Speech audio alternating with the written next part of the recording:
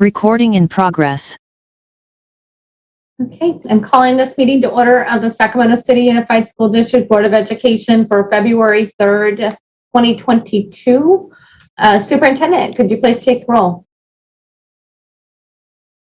Member Pritchett? Here. Member Rhodes? Present. Member Villa? Here. Member Phillips? Here. Member Garcia? Here. Okay, we have a quorum. Do we have any public but it looks like Member Wu. Member Wu? Member Wu? Member Wu's present. Present. Okay. All right, we have a quorum, and do we have any public comment before we go into closed? No public comment on closed session. Okay, perfect. We'll see you all in closed. Recording stopped. Comcast, Consolidated Communications, and AT&T UFirst. Today's meeting will air Sunday, February 6th at noon and Monday, February 7th at 6 p.m. It is also webcast at metro14live.sagcounty.net and can be viewed on Metro Cable 14's YouTube channel. The public has been given the opportunity to address the board through public comment, either by submitting comments which are posted on our website or by speaking during the meeting. Members of the public who wish to speak during the meeting and submit a speaker form will be sent a link to participate. When it is your turn to provide comment, we will call on you to provide comment orally. Your video will not be on. Please always limit comments during public comment to items that are not on the agenda. If you do comment on an item that is, we will ask that you please defer comments until your item comes up. Thank you, Board Member Zhang. That was great. We're going to now move ahead to item 4.3, Stellar Student, Weston Kellogg. Is he online? And this will be presented by Board Member Wu. Weston is a first grade student from Martin Luther King K-8 school. And again, introduced by Board Member Wu.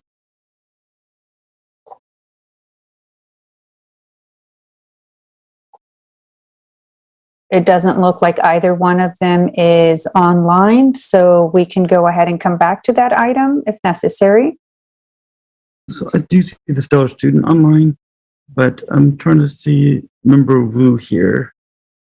I'm not seeing him online yet. Superintendent, would you like to introduce our Stellar student? Absolutely. Thank you. What an honor. And first of all, just on behalf of our team, apologies for having you stay a little bit longer for this recognition. But we, our Stellar Student board members is a first grader, Weston Kellogg from MLK, which is one of our K-8 schools. He was nominated by Miss Jasmine Runfall, who said, "I'd like to nominate my student Weston Kellogg for Stellar Student. He's a first grader here at MLK. We chose to highlight him because he's made so much progress as a student and as an individual. We met him last year when he was a kindergartner in our Learning Hub program, which you all remember during our school closures.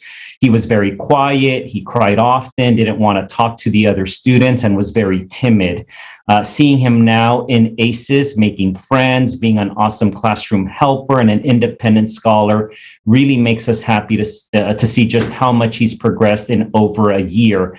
We are very proud of Weston and everything he's accomplished so far this school year. And they say thank you to Weston Kellogg.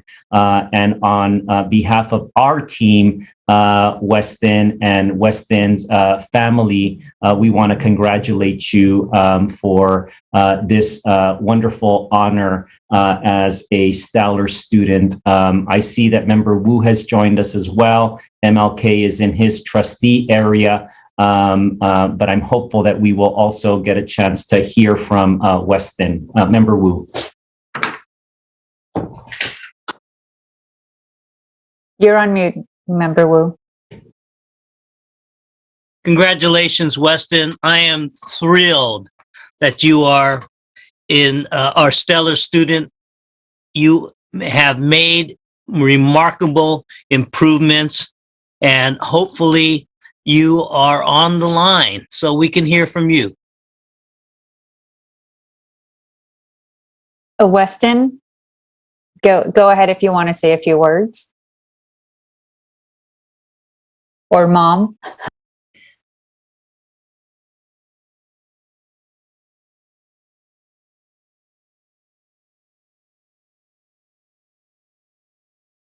Are we having technical difficulties? I'm hopeful they're not muted somehow, Mr. Okay. Flores. Can you confirm? I'm confirming they're not muted on our end. Okay. Can you hear us, Weston? Weston or Desiree? Oh, okay.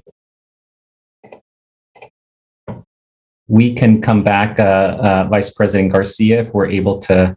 Oh, hello? If we're able to get a hold of them. Sounds good. Okay. All right. Well, congratulations, Weston. What an accomplishment in moving from kindergarten to first grade and already owning your academic success. So congratulations. Very proud of you. And now we're going to move on to item 5.0, announcement of action in taken in closed session. So Anne? Good evening, Vice President Garcia. There are two announcements coming out of closed session this evening. The first is that the board approved 3 special education settlement agreements, each related to 3 separate special education matters each by a unanimous vote of 7-0. And the second announcement will come from the superintendent. All right. Thank you so much, Ms. Collins. I just have one announcement that we're very excited about, and that is that by a unanimous vote, the board this evening approved the appointment of Dr. Roxanne Wolf as principal of Bret Harte Elementary School. Congratulations, Dr. Wolf. We're excited about you coming over to Bret Harte Elementary. And Superintendent, so it looks like they're having some audio issues on their end. It looks like she unmuted. I don't know if you want to try one more time. Absolutely. Let's try it. Hello?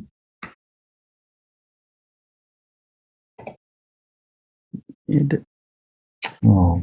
doesn't look like anything's coming through, unfortunately. She did put on the chat, thank you. Not sure what happened with the audio, so. Yeah, sorry about that.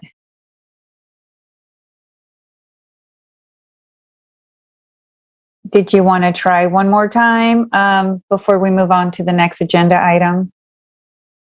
Okay, I see that. Going back to mute. So now we're moving on to agenda item 6. This is the agenda adoption. So if I can have a motion and a second to adopt the agenda. So move. Second. Okay, so now all those in favor say aye. Aye. Okay. Any abstentions? Any noes? Okay, so we're good to go. Thank you. Now we're moving on to agenda item number 7. This is public comment, and if Anne or Vincent can tell me how many speakers we have for public comment. I have that we have 17 live comments, and let me know if that has changed. We have 2 additional requests for public comment. Online right now, we do not have that number. We probably have about a dozen.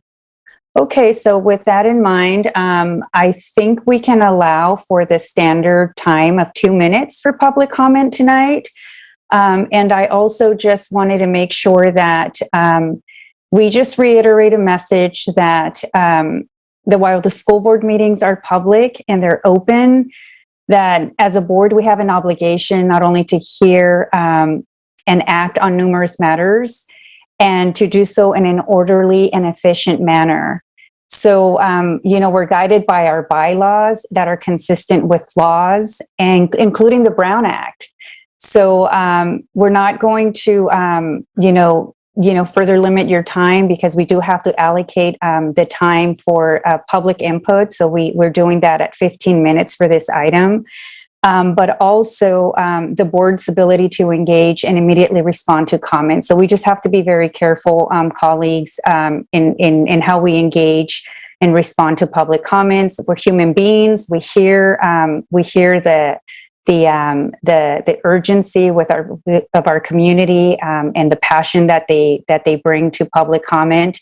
But this unfortunately doesn't mean that we can engage directly. So we just want to make sure that that's clear. And again, this is all, following board bylaws, consistent with laws and Brown Act. So, but with that, we're going to go ahead and hear from our 19 speakers, 12 online, and looking forward to hearing your public comments at 2 minutes each. And I'll go ahead and start the timer, and I will politely ask you to please wrap it up so that we can keep the public comments going. So, and with that, we're going to go ahead and start with our first public commenter, and Anne, who is calling the names. Yes, our first public comment is from Melissa Reynoso. Melissa, go ahead.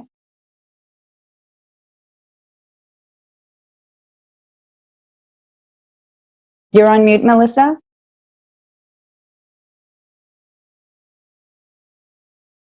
You're still on mute, Melissa.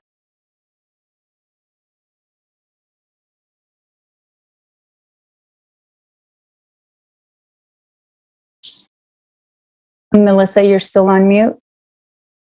Maybe we can come back to Melissa and we can go to our next speaker. Yes, our next speaker is Damian Harmony. Okay, Damien, go ahead. All right, I've clicked the unmute button. Can you all hear me okay? We can sure hear you. Thank you. Terrific. I'm using time donated tonight by Kara Sindhurst as well. Okay, so give me a sec. I'm going to reset you at 4 minutes. Thank you much. All right, go. All right. I come to you today for two reasons. First, I'm here to offer my expertise as a social science teacher for this district these last nearly 2 decades. It's clear that you've been misinformed and require extra supports in economics. However, as I just worked for free for 4 hours yesterday at bargaining with your team of lawyers paid to do the same, I'm going to go ahead and email you my Venmo afterwards so you can pay me for the tutoring that you so clearly need. This is recorded, so if you don't need to put me down for your dinners to take notes, you just can make sure that you access it before the next closed door section. In economics, when there's a shortage of workers, the commonly accepted solve for that is to raise the wages, improve the working conditions, and incentivize the job. This attracts more workers, allowing you to fill positions. And make no mistake, you have a shortage of workers right now. There's over 150 calls for substitutes on average every day that don't get filled. Further, there are students who have attended school who've had neither a math or an English teacher all year. It's now February. You have also had a shortfall of substitutes, otherwise those calls would have been answered daily.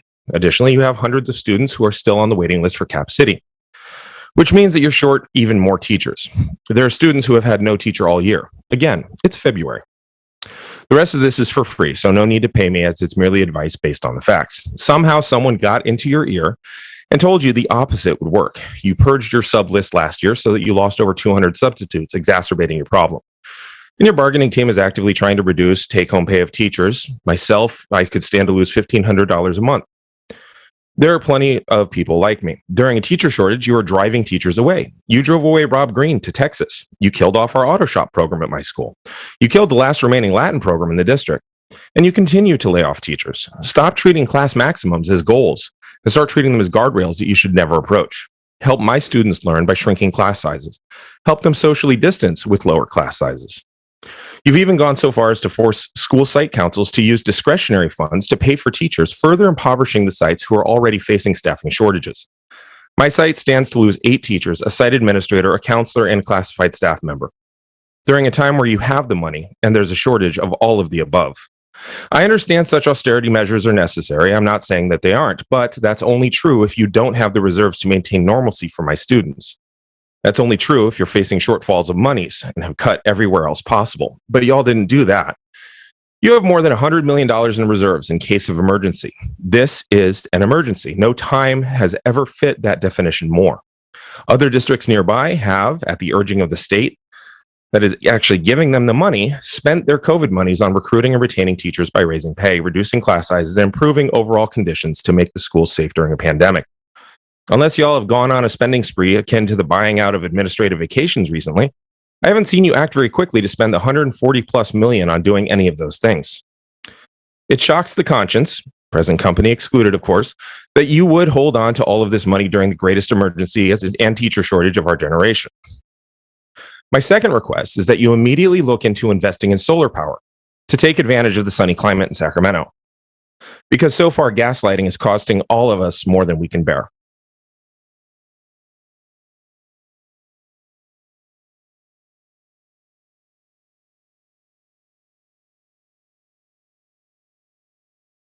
Thank you, Mr. Homrany, for your comments, and we'll go ahead and go to the next speaker. Actually, how much time do I have left? Oh, you have 24 seconds. Thank you. 23. Did you want to use them in silence? Yes, please. Okay, very good.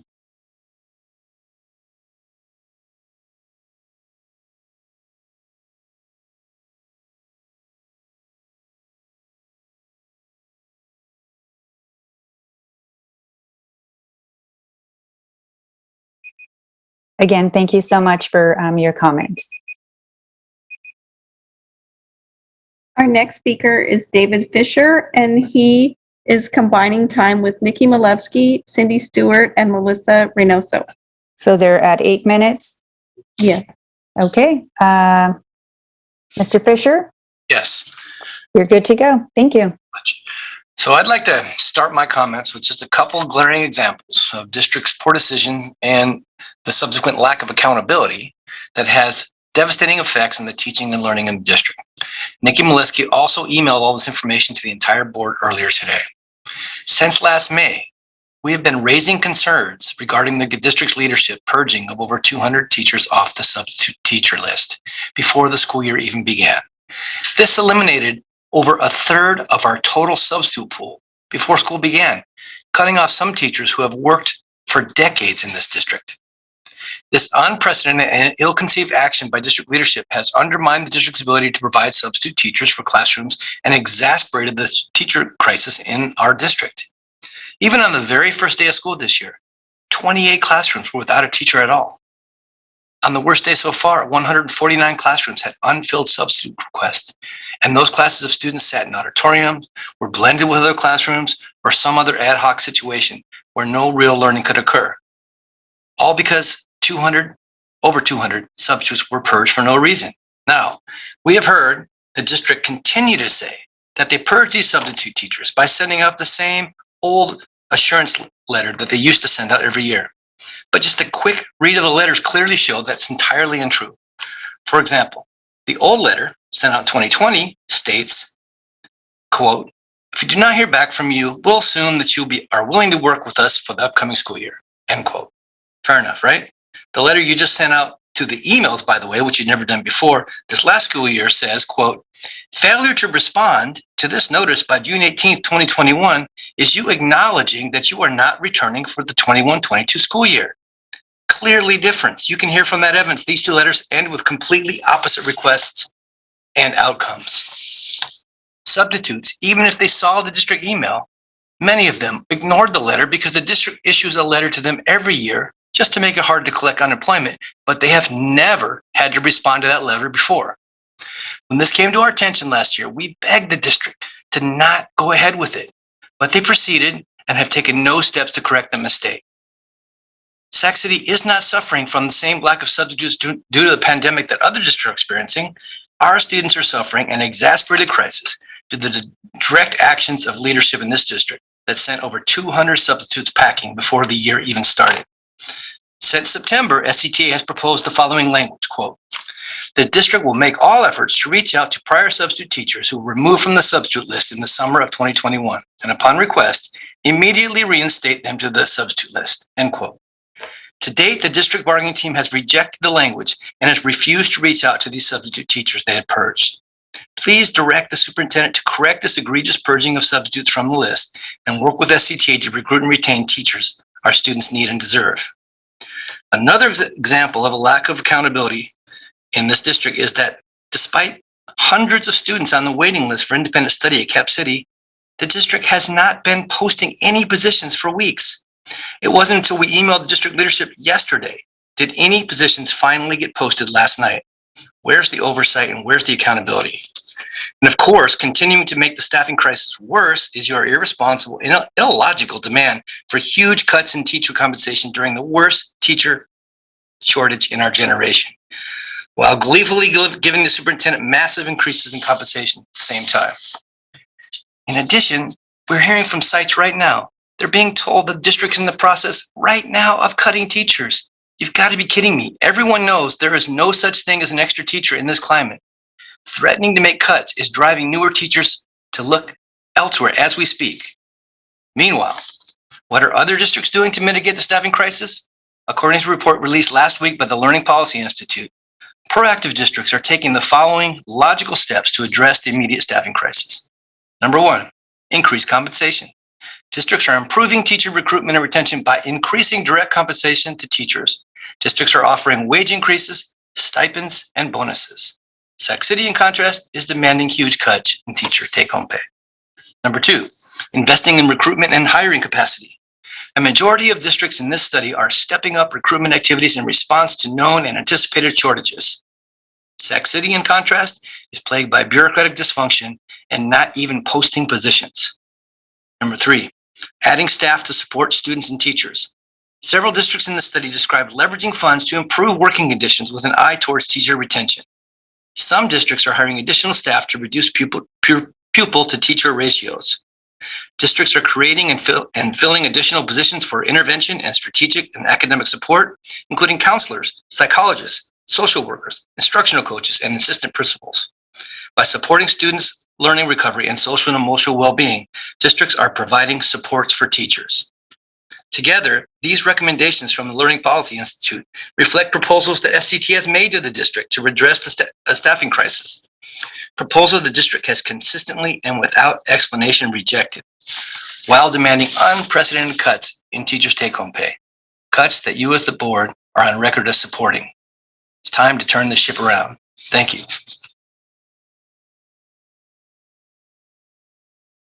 Thank you, Mr. Fisher. Our next speaker is Daniel Darby. Okay, Mr. Darby, you have 2 minutes. Mr. Darby? There Hello? you go. Okay, great. Go ahead. It pains me to have to speak to you this evening because this was supposed to be the year that we came back. Last year was such a loss, not only in terms of learning, but also emotional health and well-being of our children. But yet this year seems to be not a year of coming back, but of falling back further. I am now at a point where I always believed in the resilience of children to come back. But now I'm fearful that we have a generation lost. And yet I am in a district where that does not seem to matter. We could have done so much better this year if we had better planning. We seem to have people that, on the base of it, seem to actually care. But that seems to be missing in our district. So I will leave you with these words. Do better. As a community, we deserve it, and we demand it. Thank you. Thank you, Mr. Darby. And next speaker, please. Yes, our next speaker is Ingrid Hutchins, and she is combining time with Hope Dennis. Okay. Actually, Mrs. Hutchins. hold on Yes? 1 second. I'm actually combining time with Vanessa Kudaback, Hope Dennis, Stacy Yang, Tim Hebert, and Aaron Duarte. So are we talking about 12 minutes now? Yes. Okay. I promise I won't use every single minute. That's okay. I just want to get the timing right. Go ahead, Thank Mrs. you. Hutchins. Thank you. Good evening. Like it or not, the pandemic has caused substantial changes to education. No amount of hiding our heads in the sand, nor trying to pretend that things are, quote, normal, will change our new reality. The only thing any of us can do is move forward with thoughtfulness and intention. Last year, the district, with the blessing of the board, did not adequately prepare for the school year. Yes, you wrote a resolution. Yes, you added some details, but the district's plans were made without consideration of the needs of over 1,000 students. You were asked multiple times over the course of last school year to start working on a virtual academy. Those requests were almost totally ignored. Only one person on the board thought to add something about a virtual academy in the resolution you wrote, but even that fell short since it was a weak statement that we all knew the district could avoid altogether. Thanks to your unwillingness to require a virtual option for the families in our district, over 1,000 students started off the school year in limbo. The district, as you were warned, did nothing to prepare for these students until state law required it. At that point, they sloppily threw the project at one person who left a few weeks later, only to drop it in the lap of yet another person. The district, true to form, ignored the teachers in SCTA who offered to help create a meaningful program that would work. Instead, the district handed the project over to a school whose principal was not forewarned and whose staff was not large enough to process and enroll such a large number of students. Due to the district's educational negligence, teachers couldn't be hired for the new classes that were needed until the school year started because the program didn't even exist before then. Thankfully, Mr. Amorine and the original staff at Capital City did an amazing job pivoting after the school year started. Over the course of many weeks, the staff grew and classes filled up as soon as teachers were placed. I'm not sure how many of you have ever worked in a K-12 setting, but that's not a small feat. Planning is the foundation of our work, and the district's haphazard plan didn't allow for the planning that our students deserve.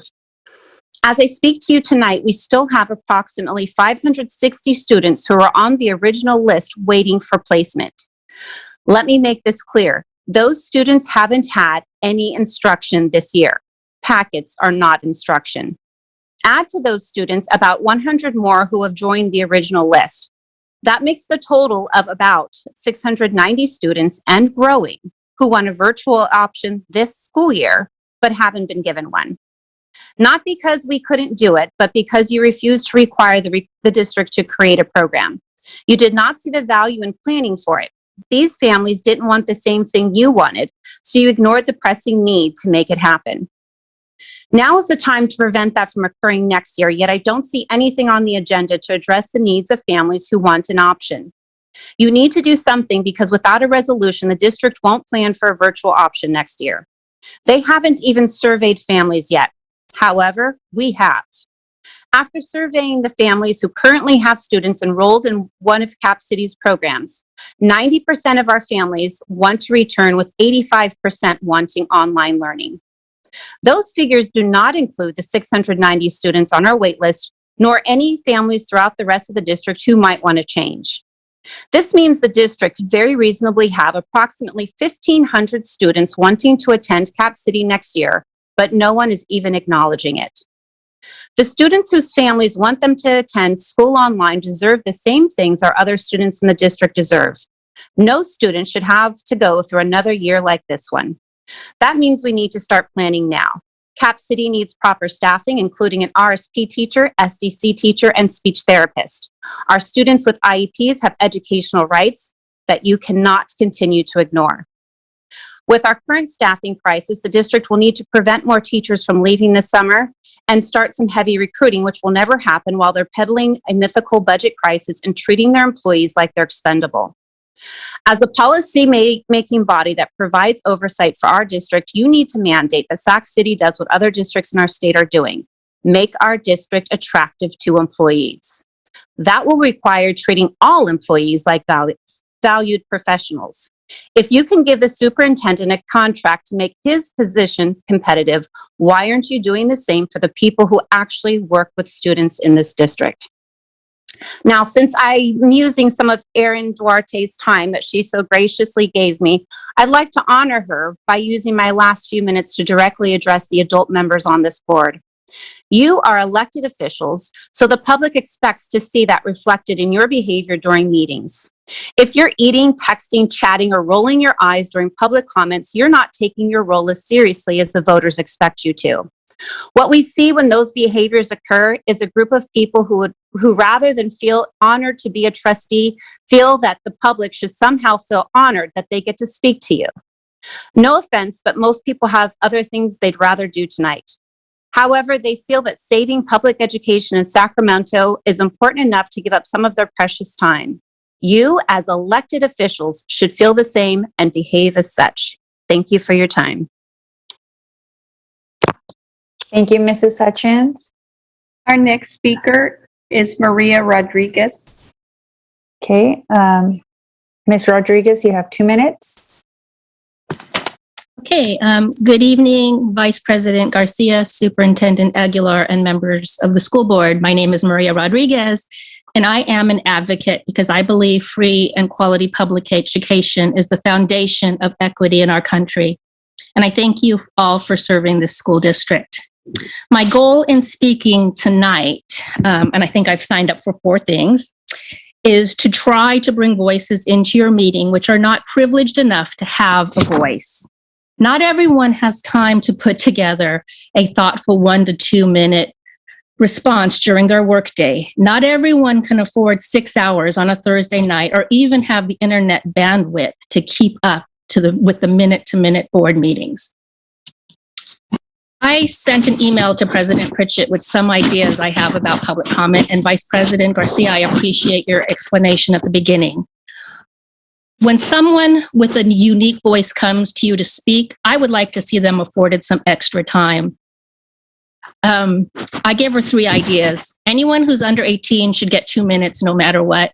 Anyone who's a first-time speaker should get 2 minutes no matter what.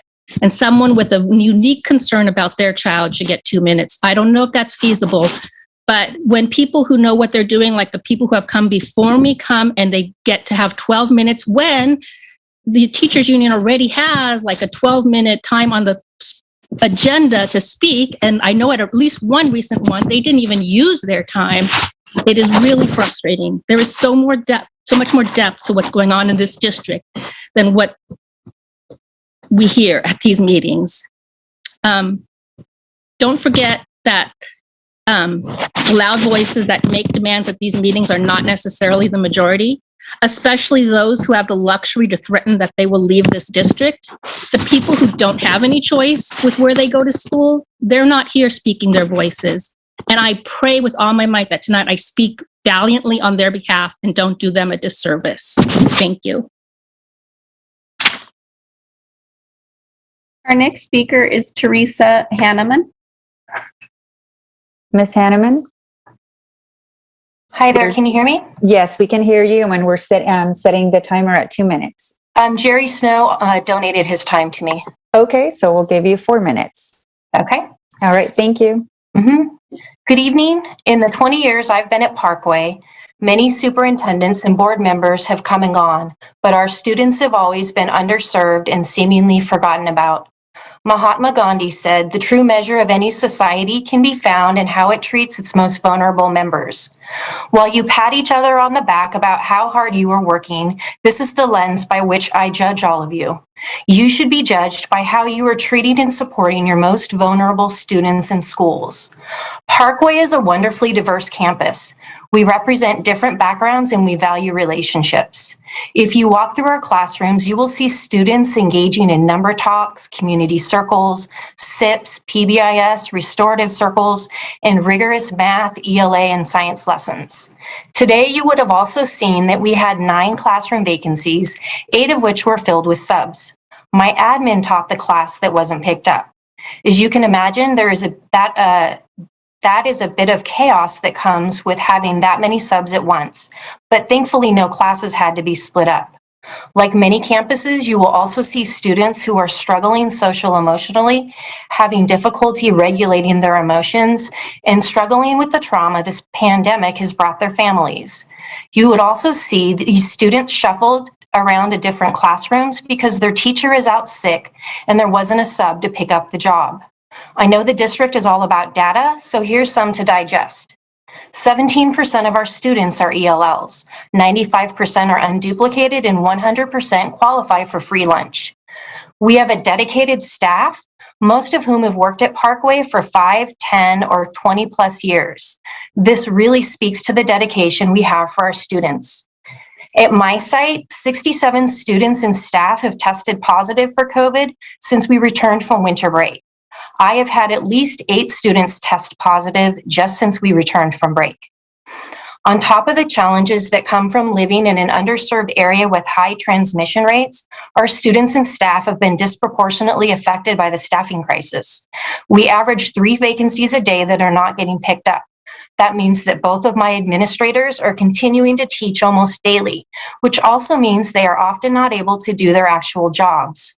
The classes that are not covered get split up and shuffled around to other classrooms where they are basically being housed and babysat for the day. Can you imagine being a kid, having your teacher out sick, and then being forced to sit in a random class for the day, and for multiple days at a time due to teachers being out with COVID or quarantining? How are you using CARES funds to support our students, particularly the most vulnerable ones like our Parkway kiddos? How are you using those funds for interventions, for social emotional support? What exactly are you doing to recruit and retain staff? And to the board members who continue to roll your eyes, turn off your camera, interrupt the speakers, and check your social media while your staff and families are sharing their experiences and frustrations, know that you are ultimately hurting our students. Your negligence is shocking. Do you really want to recruit and retain the best staff for our kiddos? Then act like it. Thank you, Ms. Hanneman, for your comments. Our next speaker is Mo Kashmiri. Okay. Okay, Mr. Kashmiri, you have 2 minutes. Hi, Mo Kashmiri. I just wanted to say, our school, I want to start with some gratitude. I do feel like in the SEIU negotiations, in the classified negotiations, we're starting to see a turnaround, and then hopefully we're hoping to change this combative relationship into one that's more collaborative. And so I do thank the board it seems like we're at least starting to make small changes in that direction, and that's something. But the big picture is still that our schools are falling apart. We don't have enough bus drivers, we don't have enough subs, we don't have enough teachers, we don't have enough support staff, and it's impacting everyone around. My son, regularly gets sent to another classroom where he's split up into like a different levels class, and he's not getting real education. He'll be okay, but lots of kids who don't have his privilege won't. And it's just sad to me. We in bargaining asked for how many classified positions we have open right now. There's 252 classified positions open right now. That's like several schools full of staff that are just missing. Like, clearly, we need to start treating them with respect. We need to recruit and retain them. We need to pay them what they're worth. Like, working with this district for 20 years, you should not be making under $20 an hour still in this city. Like, it's ridiculous. Many of our folks are, if it wasn't for the minimum wage increase, would still not be making $15 an hour. But at the same time, what makes me sad is that we found out today that in August of 2020, the district reported paying Pam Manweller, the contractor negotiator, $56,000 from the coronavirus relief funds on August 19th, 2020. How is that an appropriate use of funds? These COVID dollars are for our kids. Can you wrap up your comments, Mr. Kashmiri? If more than ever, our kids need support right now, and we're asking this board to step. Thanks. Thank you so much for your comments. Our next speaker is Terrence Gladney. Mr. Gladney, you have 2 minutes. Good evening. I want to start by honoring Black History Month by uplifting my sister. She's a graduate of the University of California, Berkeley, mother of 4 beautiful children, my nieces and nephew. She's a registered doula, midwife, and a registered nurse. She's a labor and delivery nurse at Kaiser. She's been through this pandemic as a frontline worker, so much so she's seen so much trauma that she was at the point of nearly stepping away from her career, her professional environment, because of the trauma that she saw. but I'm going to uplift her voice right now because for the past few weeks, she's been at home quarantined with my nieces and nephews against the recommendation of our existing district protocols, as well as Kaiser protocols that told her it was okay with children testing positive to return to work, with children testing positive in the home to send them back to school. So much so that she called our district's protocols and processes literally a shit show. Now, she was to the point of literally throwing her hands up. Again, she returned to work in her professional environment to serve people on the front lines, but her professional observation is that the processes we're following are so much that she really was willing to just give up fighting our district. So while you guys give each other thumbs up to each other, to the superintendent for another raise, for ordering malfitting, insufficient masks, while you guys point the finger at labor partners or staff or teachers or parents or students, like you guys are doing everything except getting your actual hands dirty and doing the heavy lifting that we're doing on the ground.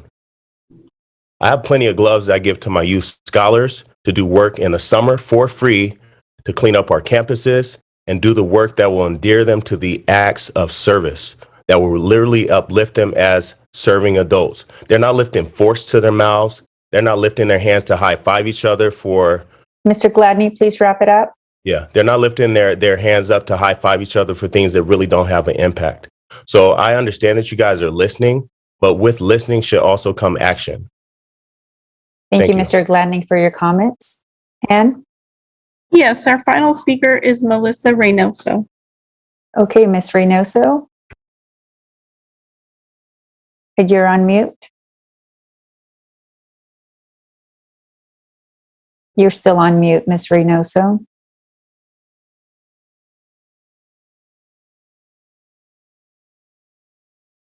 Still on mute?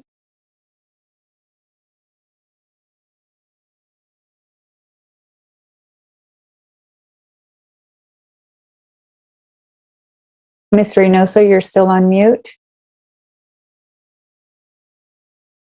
Mr. Flores, can you confirm if that technical difficulty is on our end or not? If she can maybe try, she called it on the phone. Maybe if she can try hitting *6 if she's there to unmute herself.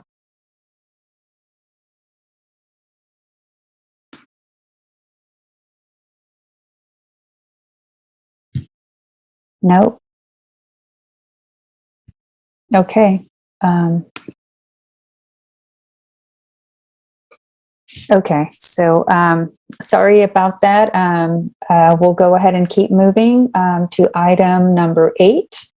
And this is the part of our agenda for special presentations. And we're starting with agenda item 8.1, resolution number 3247, Black History Month, February 2022. And this is by our very own board member Rhodes.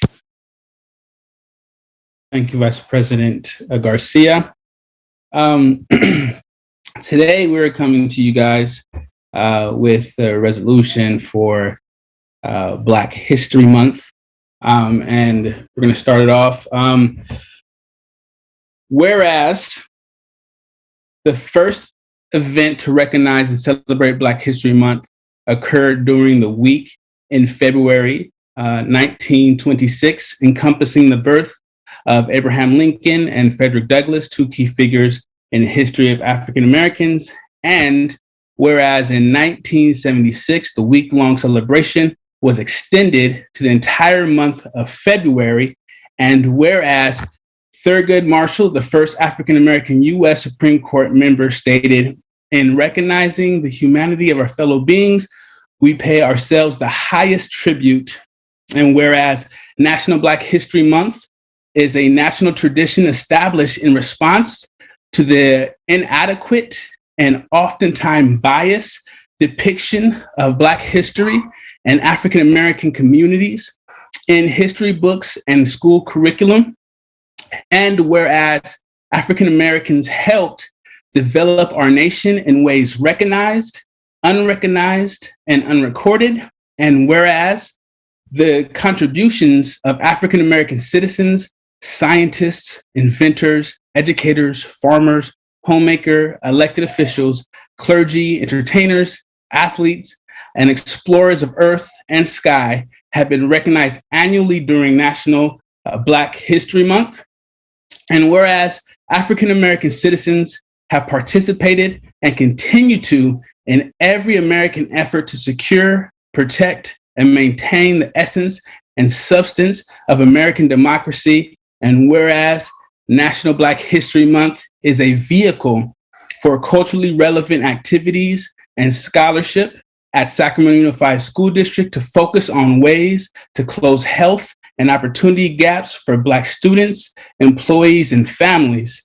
And whereas not only during the month of February, but throughout the remainder of this year, it is important that Sacramento Unified School District seeks to understand how to thoughtfully and holistically address African American disparities in educational outcomes, degrees and certificate completion, and diversify hiring in order towards greater equity in the educational system and the larger community.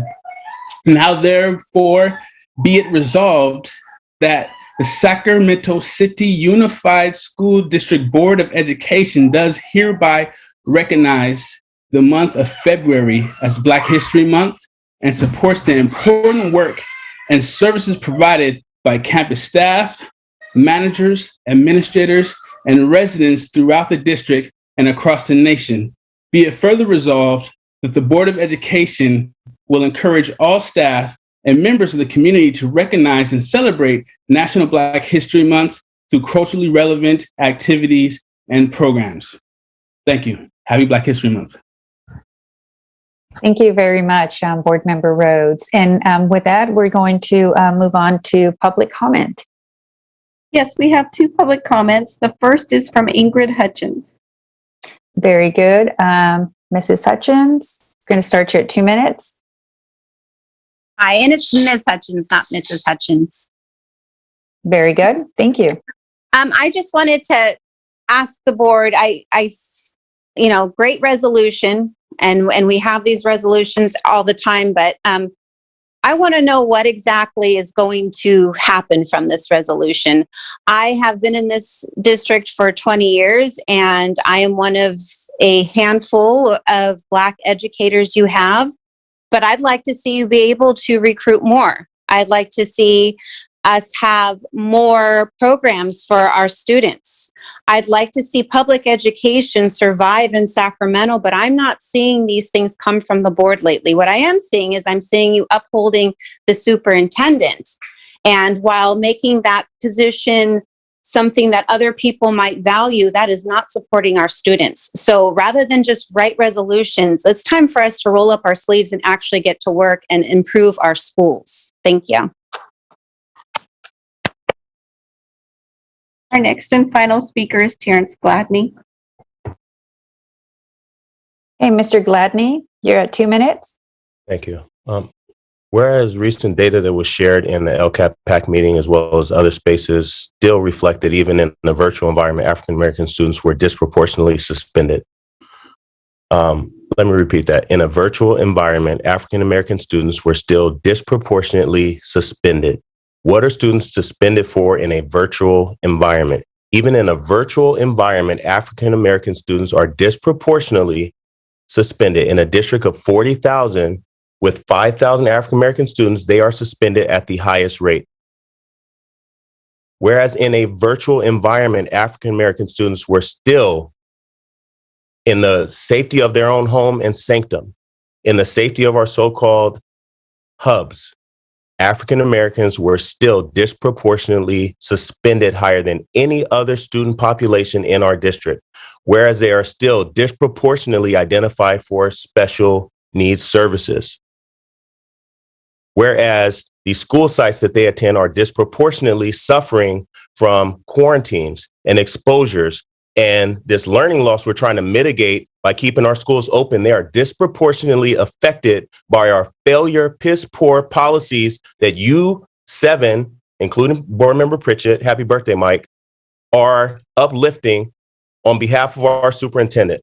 I typically don't speak to the help, but that's what he's supposed to be. You guys are supposed to be the ones running the show, and you guys are driven in a horse and carriage by a person who is supposed to be reporting to you, whereas our students have generationally suffered at the hands of people like you who are walking up the steps to other offices in government for your own benefit, and our students continually suffer. Disregard this resolution and acknowledge the past and the current future that you guys are putting in place. That's the urgency that we need. I don't come to these meetings to speak on my own students because I lift them up. They stand on my shoulders. I'm speaking for the students I have seen that have higher potential than so many more of their peers, but get oppressed and stomped on by this system that you guys continue to implement. Mr. Gladney, please wrap it up. It's done. It's generationally done, and it's continuing on you guys' hands. When are you guys going to get your hands dirty enough to clean the slate for Mr. our Gladney, students? please wrap it up. Thank you. Amen. All right, and with that, any more public comment, Anne? Ms. Moretti? No, that was the final public comment. Okay, great. Thank you. With that, we'll bring it back to the board for discussion. Do we have any discussion among board members? Board Member Morawski?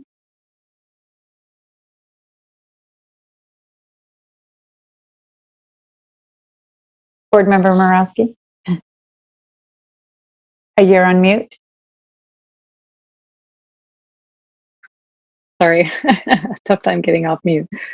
I just really quickly wanted to thank you, Member Rhodes, for bringing this forward, and just to acknowledge that so many failures of our nation just stem from our collective failure, our history of failure of recognizing the humanity of Black and African American people from the beginning and through to today, and just reminds me that we are going through this reckoning on race, and it, sometimes it's uncomfortable, and I think we all need to be ready to get uncomfortable and to recognize, like implicit bias, that means that we can't see it, right? We have to be ready to see it and in ourselves. So just fully support this. Thank you for the recognition to our Black and African American staff, students, families. And I do think when we talk about goals, fellow board members, that we need to lift up specific metrics around our Black and African American students as a top priority, because this is one of the things we have to rectify and correct. So again, appreciate it. It's important to bring these things forward, and it's not that every resolution has an action attached to it, but it starts that conversation, and we can continue that conversation as we take further action. So thank you for bringing this forward. Thank you, Board Member Morawski. Board Member Rhodes. Yeah, thank you, Board Member Morawski. As we continue the work, I hope and the work shall be done to further move forward these conversations. And I look forward to bringing more things to the community, more things to my colleagues, as we look at equity, but with a social and racial justice lens, to make sure that the system that was not built to impact positively the people that it must impact now, that we understand that system, that we are working towards changing that. And that's throughout our system, through our staffing, to our kids, especially our students, creating the disparities through areas and shifting that, but shifting that throughout the work and the policy that we do, and then holding the system accountable for that work, and walking alongside community to do that. So I look forward to all that work, and I thank you guys for hearing the resolution. Thank you, Board Member Rhodes. Board Member Phillips. Okay, Black History Month For one, it's the shortest month of the year, but that's for another discussion. I really have hesitation in resolutions that we've heard don't have action. The great reckoning is not going to occur until we start enforcing the policies that we have.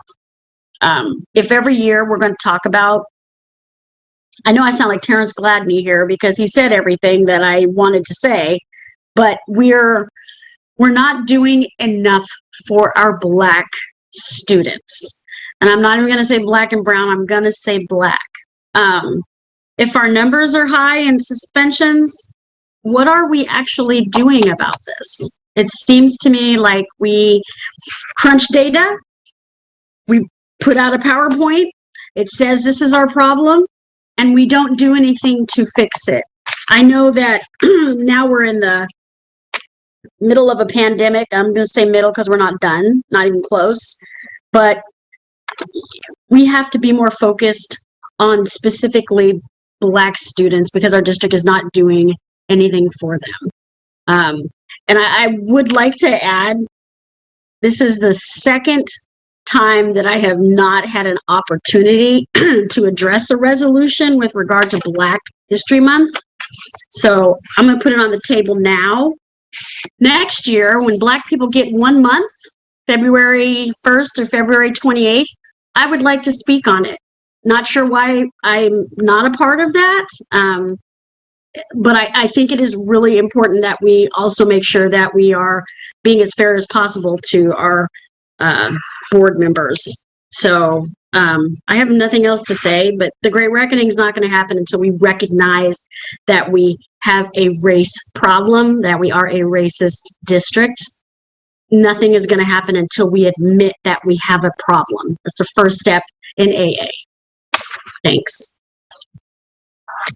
Thank you, Board Member Phillips. And can we make sure that for next year, Board Member Phillips has asked to be the person, the board member bringing a resolution for Black History Month. So, and with that, any additional comments, Board Member Phillips? Your hand is still up. No. Okay. With that, I think that there is certainly a lot of work that needs to happen to support our students, especially our African American students. That goes without saying. A lot of work is taking place, not enough, not fast enough, and we know that. So just want to make sure that we underscore the urgency that this work needs to happen. And there's so many other students that also have great needs, but I think it is a fact that our African American students have the greatest need above all. So with that, I would like to entertain a motion. This is an action item. So I would like to entertain a motion and a second. So moved. Thank you, Board Member Rhodes, for the motion. And who seconded? Second. Board Member Morawski. So now we have a motion and any debate or discussion on the motion. No debate or discussion on the motion. So with that, student preferential vote. Aye. Thank you. And Superintendent, can you please roll call the vote? Yes, absolutely. Member Garcia. Aye. Member Rhodes. Aye. Member Morawski. Aye. Member Villa. Aye. Member Wu. Aye. Member Phillips. I will abstain.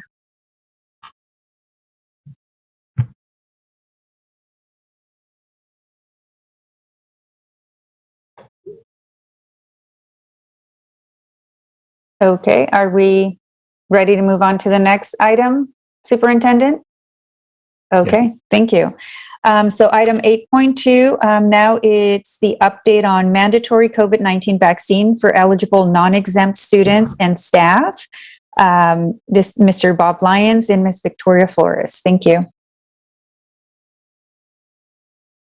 Good evening, Vice President Pritchett, Superintendent, and members of the board. I'm Victoria Flores, your Director of Student Support and Health Services, and here with me tonight is our Chief Information Officer, Bob Lyons, as well as our Community Engagement Manager, Nikki Kangas. And we are here with a COVID-19 update. So this is a screenshot, a snapshot of the Sacramento County Public Health dashboard that shows all of the positive cases in our county. So as you see here on the screen, and as many of us have experienced, the Omicron variant has spread widely in our Sacramento community, and it still is going. As someone said, we are still in the middle of the pandemic. I believe Board Member Phillips said that. Right now, when I took this screenshot this morning, we were at 110 cases per 100,000 residents. That's come down a little bit to 106. And the positivity rate for last week was 52.2%. So I did this screenshot on purpose to show us the Delta wave here in August that in comparison looks pretty small. But when we started school in September, we did have, a number of positive cases, and we can see how that has shifted and changed in January. Next slide, please. This also gives us a different view of the last 30 days in our county by zip code. And so you can see here, this is a map of our district overlaid, and 2 of our zip codes are in that highest category of over 2,400 cases. So 95822, 95823. And then you can see about 4, of our other zip codes are in that second category. So our district has really been heavily impacted by this COVID variant. And what we see is this reflected in our district and in our schools. So next slide, please. And I will show you a snapshot of this reflection. So this is COVID cases and kind of the COVID impact in Sac City Unified for the last 30 days. And I'll walk you through each one. There's a lot to unpack on this slide. So on the left in the orange category here, this is the number of positive COVID cases that were physically present at school or work during the infectious period. So that's what you see reflected on that COVID dashboard. And so what I want to draw your attention to is you see we had 364 cases in that first week.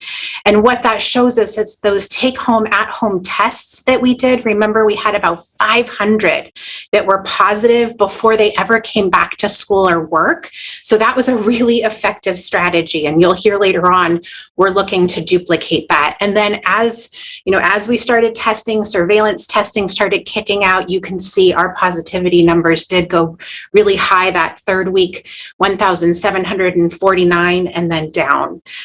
Over on the green category here, this is the number of COVID tests we provided. So remember, we test staff, students, and all of your household members. And this really is our commitment to public health of our community to help stop and track and trace those positive cases and stop the spread from anyone else. So we came back, we did 33,000 tests. That next week, 35,000 tests, the most that we've ever done. This is when you saw the line wrapped all the way around down Stockton, and hours long. Our health aides, our COVID testers just really worked so hard, showed up every time they could when they weren't impacted by COVID, and we were able to, really meet that moment. You can see now we're down about 27,000 tests. And this number might come down a little bit more, but remember, we continue to do weekly surveillance testing. So we'll stay likely somewhere up there in the 20,000s.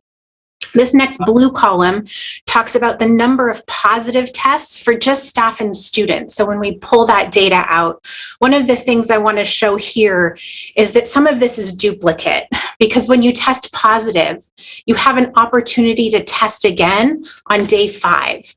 And if you test negative on day 5, you can return on day 6. Well, many people do continue to test positive on day 5. So they'll show up in those numbers. But again, you see this downward trend, kind of a high, and then we're coming down. And then when we broke out in the gray here, our positivity rate for staff and students, you see that same trend, kind of peaking there at 5.5 and then going down. What I do want to call out is we are doing a lot of surveillance testing. As you can see, 35,000 tests So we're testing everyone, whether you're healthy or symptomatic or exposed. So we expect to see this lower positivity rate. If we were just testing people who are symptomatic or exposed, like the county mostly does, our positivity rate would likely be a lot higher. So we're really heartened to see all of this data kind of align.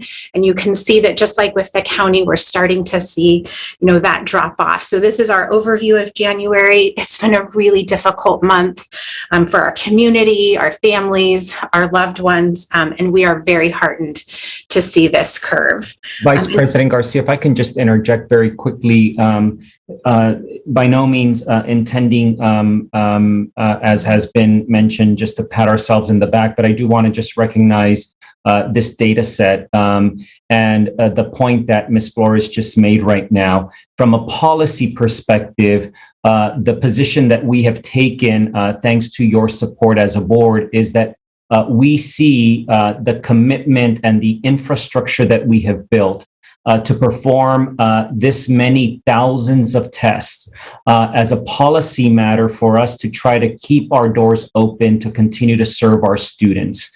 We are not looking to test this many thousands of students and families and community members to close our schools, if you will. I'm grateful to the staff that have really taken on this task. This is just an enormous task and service, I think, to our students, to our families, to our entire community here in Sacramento. And I do want to mention to our board, to our community, we did hear from the state that they are going to be issuing 100,000 more tests per month to Sac City Unified based on this commitment that we have made, what they have seen in terms of this commitment and the service that we are providing to our community. Even though we are seeing fewer tests being administered, we're still talking tens of thousands of tests that are being administered. We had been ordering about 50,000 tests per week. And so you can see where an additional 100,000 tests that are going to be provided by the state really put us in a continued position to provide this service to our students, to our community, and to our staff. Thank you. And next slide, and I'm going to turn it over to our Chief Information Officer, Bob Lyons. Good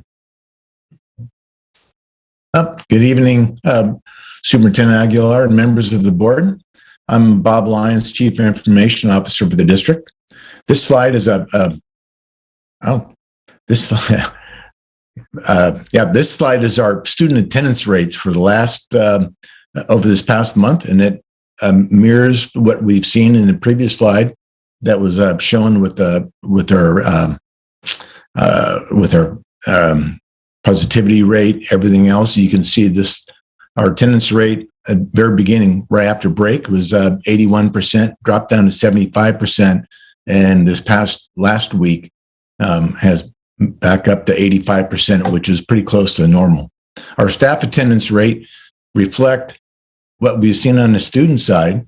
So it dropped down to the second week, 89%, and it's back up to last week, up to 92%. So we're seeing the same trend on the student and staff side.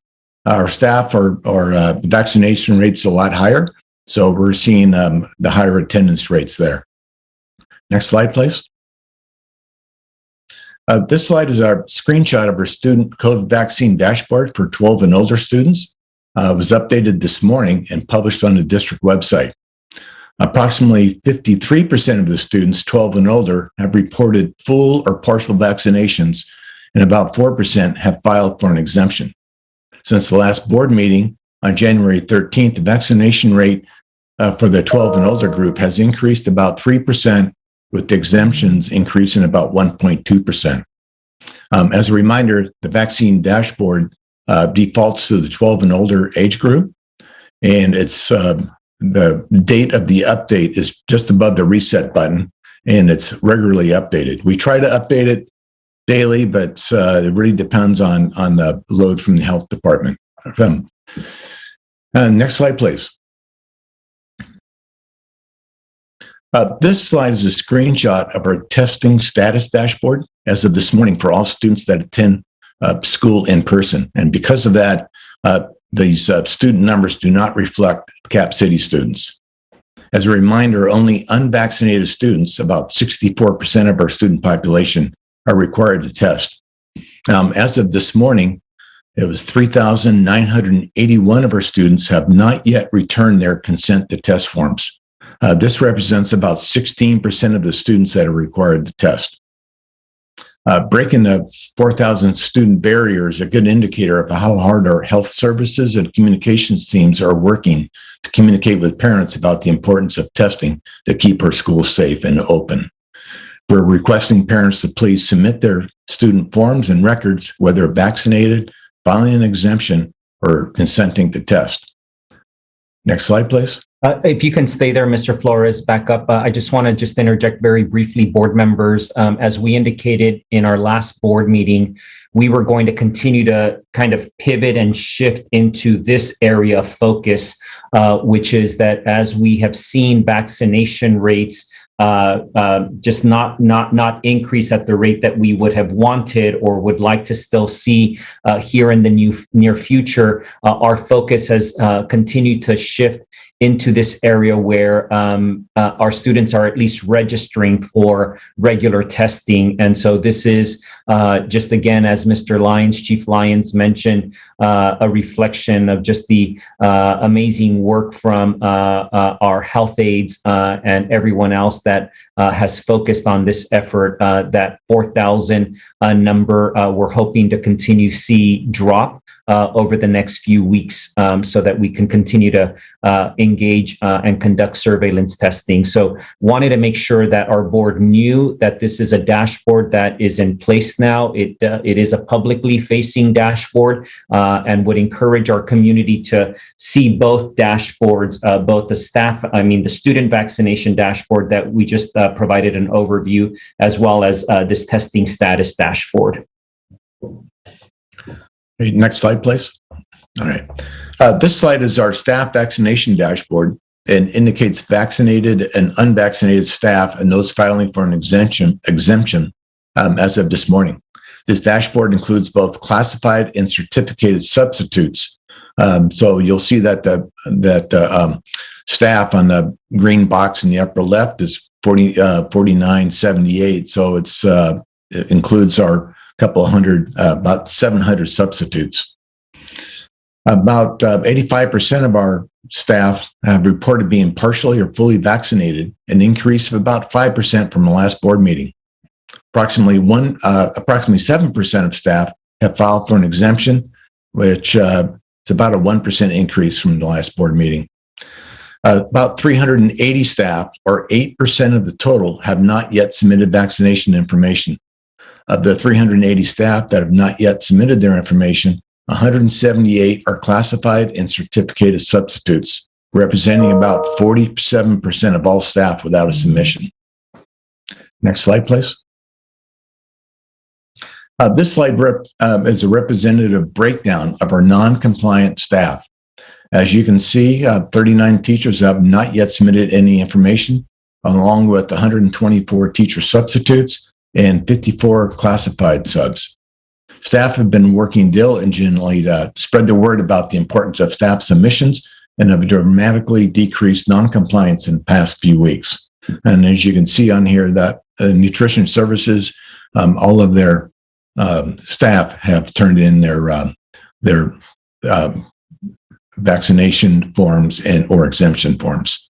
So next up is Nikki Kangas from our communications team. Next slide, please. Thank you, Bob. And speaking of spreading the word, we need all of these staff members to stay with us, but we also need them to get vaccinated or register for testing. And so we're doing everything that we can to make sure that they're aware of the deadline to submit their vaccination status to the district. We've mailed the fourth letter to our non-compliant staff home with the updated timeline of February 28th. We are also providing supervisors with reporting on which of their staff members are not in compliance so that they can conduct in-person outreach with their direct reports. And we're also, as we communicate with our existing staff, actively doing everything that we can to recruit substitute teachers, all manners of positions through every communications tactic that we have at our disposal. Next slide, please.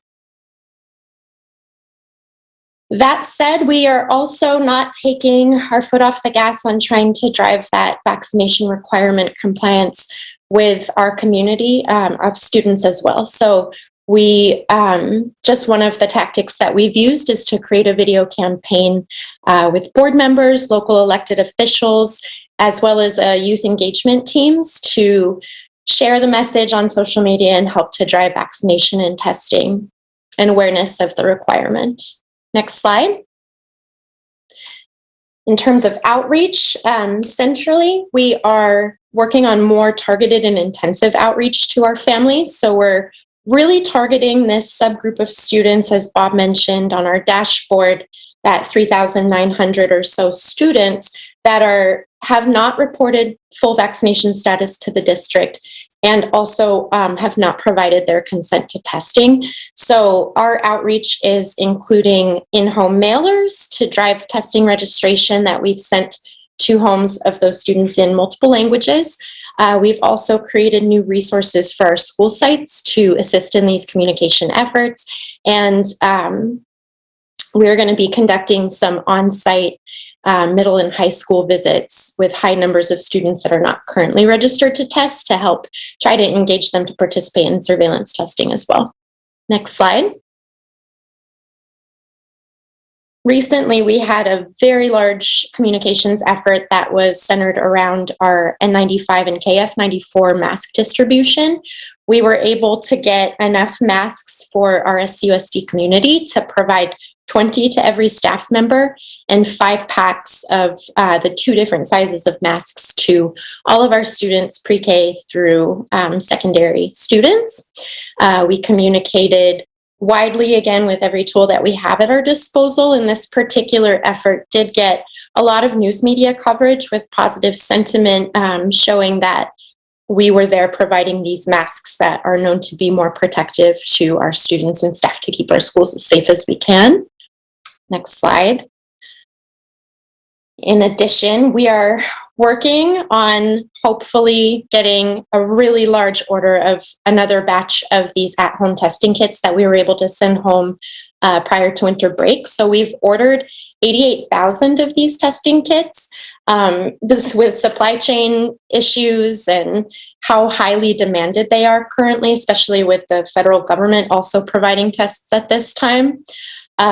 We're not entirely sure what we're going to receive or whether our shipment may be delayed, but as soon as we have updates for the community, we will be sharing that. And we're also providing our school site leaders with a heads up that this is coming along. Our goal is really to try, if the timing of the shipment coincides as planned, that we will be able to provide these prior to the February 3-day weekends that are upcoming, knowing that people may gather for Super Bowl, et cetera. We want to have our students, if possible, be testing on those Monday holidays prior to returning to school again. Next slide. I'll turn it back over to Victoria. Thank you so much. So as we wrap up our next steps, of course, we're continuing to balance our response as this Omicron surge, subsides. We're ramping up, as you heard Nikki talk about, our outreach efforts around vaccination and testing.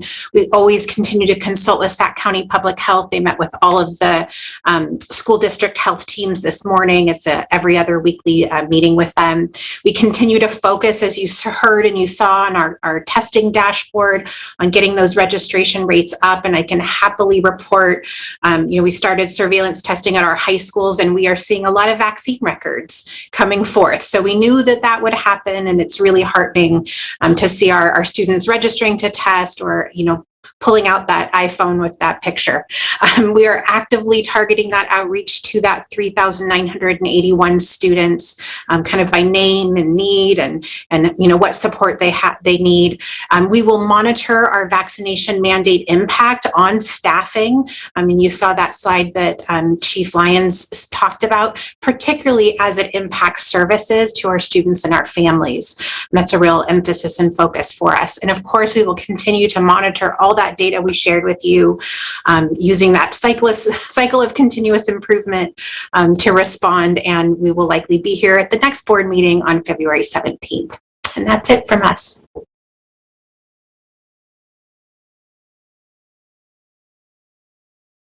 Well, thank you so much for the presentation. It's always great to hear an update. And now we're going to move on to public comment. Ms. Moretti, we have, I think, 4 public commenters signed up. Okay. Yes, we do. And the first public comment is from Daniel Darby. Very good. Mr. Darby? Mr. Darby, you have 2 minutes. Okay, can you hear me? Sure can. Go ahead. Hello? Okay, thank you. So at the last board meeting, if I remember the number correctly, and I could be wrong, there was some 8,000 students that had not reported. And apparently between the last board meeting and this board meeting, we chose to give those students an opportunity to turn in their paperwork by February 28th instead of January 31st. And we seem to have made good headway. It seems that we were unwilling to sacrifice 8,000 students' education at the end of January. Come the end of February, how many students' education are we going to be willing to sacrifice? What's the magic number? Is it 1,000? Is it 500? Or do we just postpone this again? Unless you feel that getting a packet every week is considered an adequate education, which from my understanding is what your independent study entails. Here again, I ask you to do better. Community deserves it, and we demand it. Thank you. Thank you, Mr. Darby, for your comment. Ms. Moretti, do we have the next public commenter? Yes, our next speaker is Jean Shanley.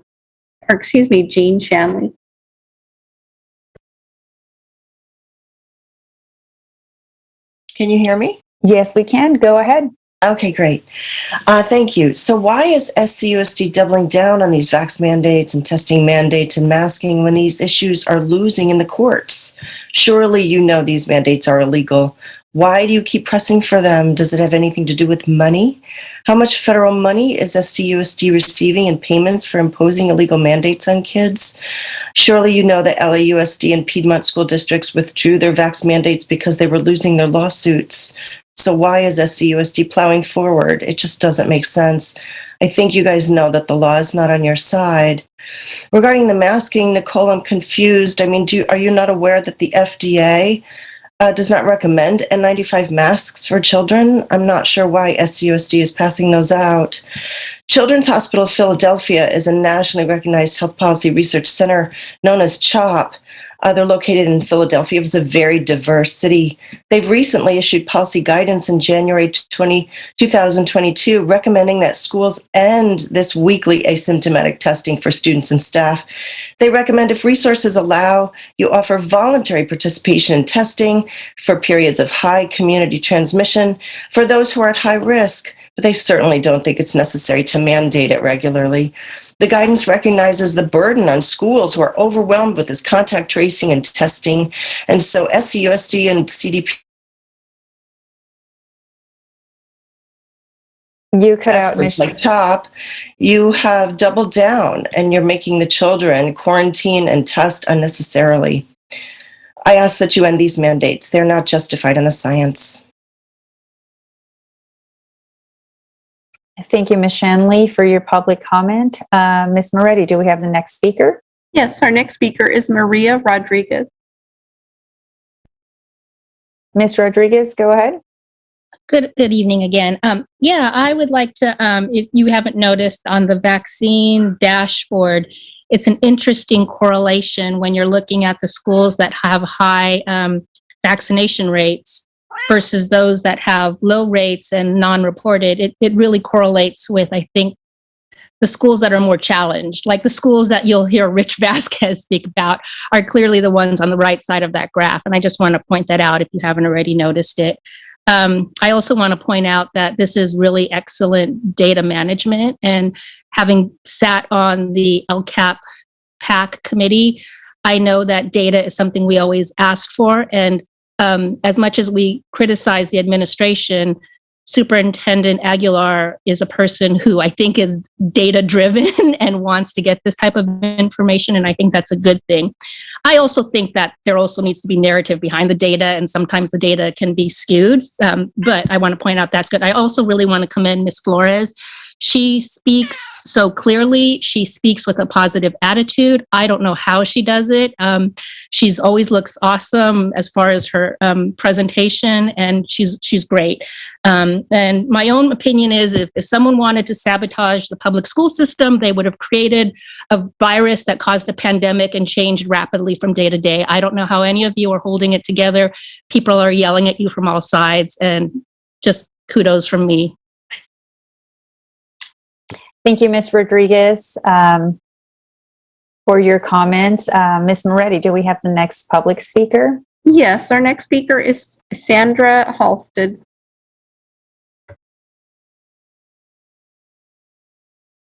Ms. Halstead, you're on mute. Okay, can you hear me now? Yes, we can. Thank you. Okay, greetings, superintendent, board members, and community.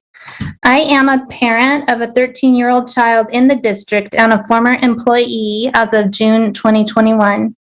I do not agree that the COVID-19 vaccination and testing mandate is in the best interest of our school children, nor any staff members who do not want their employer to make a health decision on their behalf. The Omicron variant has taught us that the current vaccinations available for COVID-19 do not stop the spread of COVID. Now that we know this, you can pivot and drop the mandates. I don't suggest stepping on the gas, as Nikki said, but instead step on the brakes. You can stop the discriminatory, nonsensical testing of the unvaccinated children and staff, since vaccination, as we know, does not make a difference in community spread.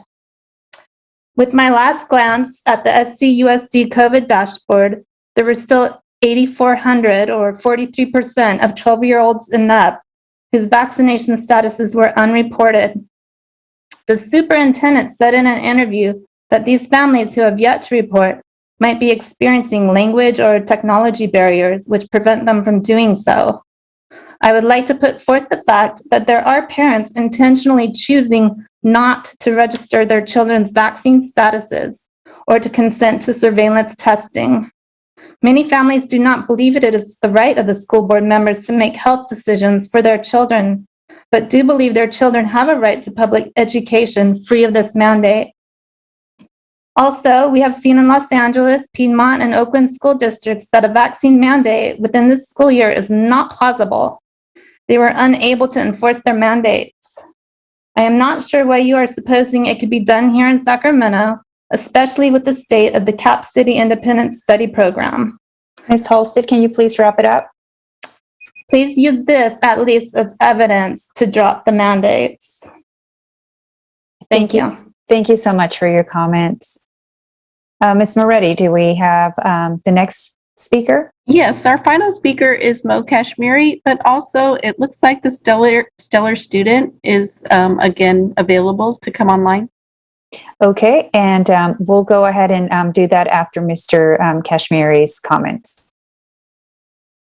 Hi, this is Mo Kashmiri, parent of a student, and I'm also work as the SEIU representative representing classified staff. I do want to say the earlier speaker, Maria Rodriguez, is absolutely right that Ms. Flores does do a great job, and I'm impressed at how she's able to maneuver us through this massive crisis.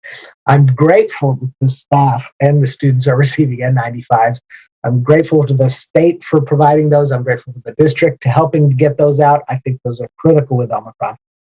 As some of the board members, as some of the previous speakers said, that vaccines don't stop the virus, but it decreases the likelihood you're going to get it and how deeply you're going to get it, how severe it is.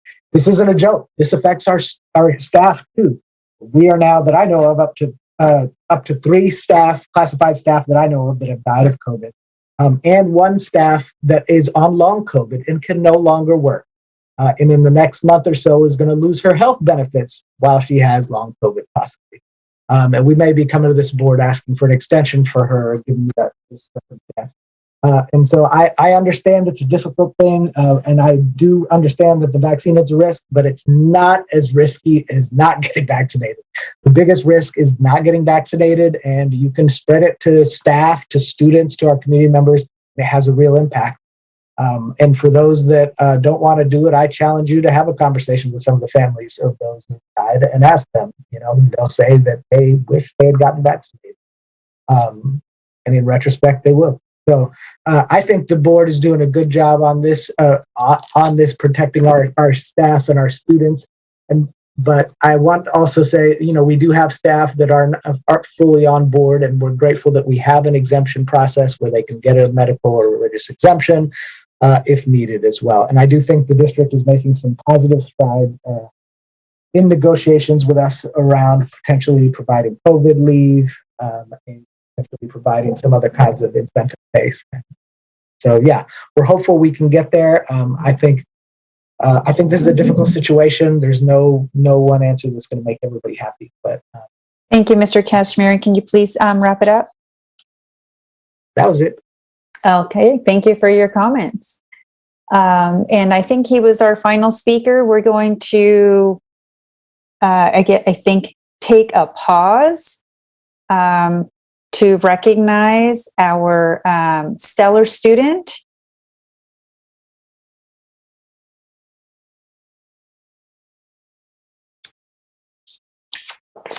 Is the technology working now? Yes, they're unmuted. They are? Okay. So Weston?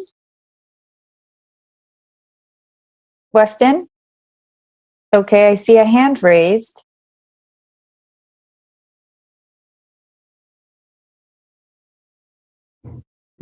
Let us try to call him on the phone, and maybe we could, Okay. it might be a little easier.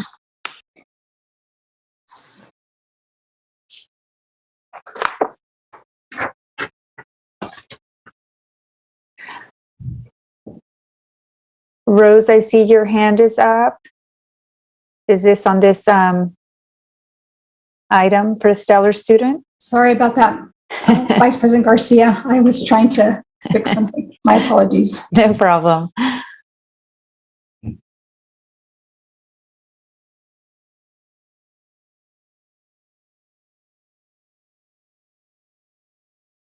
Okay, so whenever the connection is made, you can start speaking, Weston.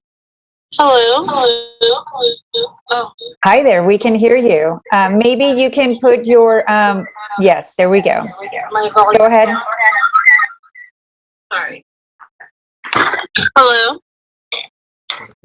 We can hear you. Can you Go hear ahead. me? Yes, we can. Go ahead. Come here, baby. Come here, Weston.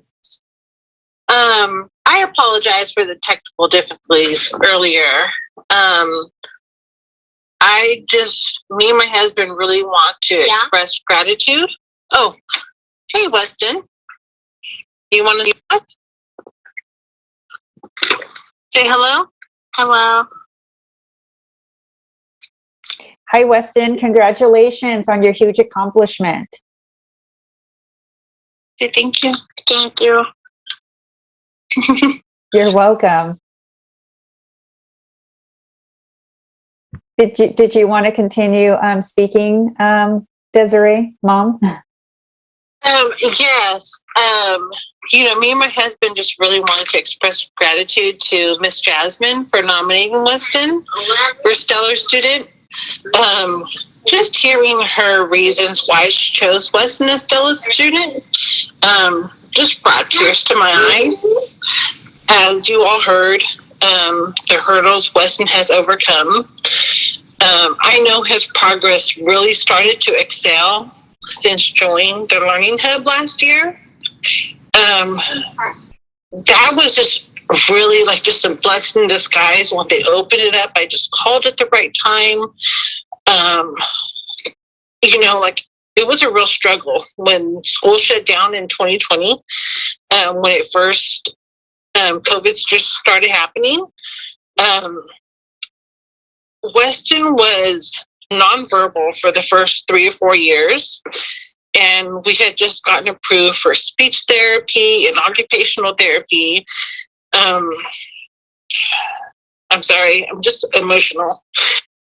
We had just started our journey to get him the help he needed, and it was just a devastating loss when everything shut down. Not just for Weston, like our family and other families that rely on special services for their family members. And I was really appreciative of her to do that for Weston and acknowledge, his strides he's made. And I knew if it wasn't for me taking that initial jump to, I need to put my kids in this, because I was working. I couldn't be at home, and I couldn't be on, doing the school services with him. My husband didn't have the patience. It was very hard. And it was just a blessing in disguise. And we love Jasmine. We love all the aides. We're so grateful for them. We're so thankful. And, I stand with these teachers. I stand with these aides. I stand with the programs and all the special services. And just hearing everyone else speak on it, it really touches my soul. And at first I thought, they were trying to acknowledge my other son that's a 4th grader. I didn't really even think, and I feel bad to say this, I didn't think, I was like, I didn't think about Weston because, he was so young, and, I didn't think it would reach to this. And just the fact that it did, and they did this for us. I really didn't want to get off this live, even though we were having technical difficulties, because people like us should be heard. And we're very grateful for all this. Desiree, thank you so much for insisting on making public comment and sharing your experience and the academic experience of Weston. It was one of the first things that the district staff did, was to mobilize, to spend those CARE dollars to set up these hubs and bring in the kids in person, because we knew that kids thrive in person. So it is just absolutely wonderful to hear that the goal was achieved with Weston, and that he is on his way academically, transitioning from kinder to 1st grade, which is a big transition for many of our youngest learners. So thank you so much for calling back, and thank you so much for sharing the story. I really want to say it wasn't just Weston that has helped. It was my other son, that's a 4th grader now, that, I think he was a 2nd grader at the time. He was struggling as well. And, we started services for him too. And he is now average or an above average. And it's amazing that these programs were able to do for us. And we're so thankful. And I really hope that they continue to get the funding and then the help and the services, because it was very life-changing for us. And we're so thankful for this. And thank you, Jasmine. Thank you. Thank you so much. You have filled our buckets tonight. So thank you for calling us back and sharing that incredible personal journey and the accomplishment of both of your children. So thank you so much for calling us back. You're welcome. Have a great night. Thank you. Thank you for reaching out for me too. Yes. Thank you so much. Have a great night. Thank you. You too.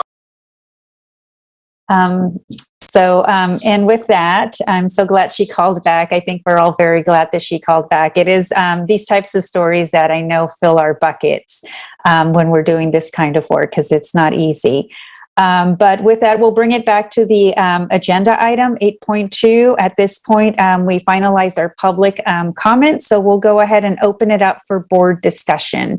So we'll go ahead and open it up for board discussion. Any of my colleagues wanting to have any questions or comments for Ms. Flores and team?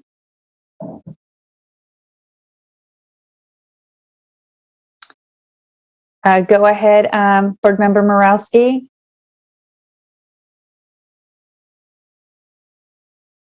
I'm not sure if I saw Board Member Phillips' hand. I think I saw her. Okay, there's her hand. Was she first? If I missed you, sorry, Board Member Phillips, go ahead. I'm just wondering again, I know that I've asked this before for Ms. Flores. Are we going to have, if we're going to distribute masks to students, are we going to have any training or ways to put them on, ways to keep them on, ways to be safe with them? Because N95 masks are, very uncomfortable. They serve their purpose by being uncomfortable. That's how they work. So I have a certain amount of hesitation in giving those to the littles, because the chances are pretty good they're not going to keep them on. I have not seen a KN94, so maybe I'll be stopping by the district office tomorrow to see that. But I just want to make sure that we're educating our students as to how they're supposed to use those masks, regardless of what grade they're in.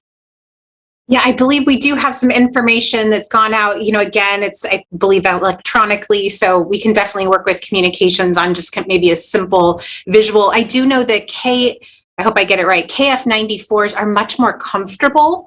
They're a little bit more like the cloth mask, but they're not. They've got all those layers, and they conform to little faces. So those N95s are more for the older children and adults. I do have one of the blue ones. I know many of us have modified them.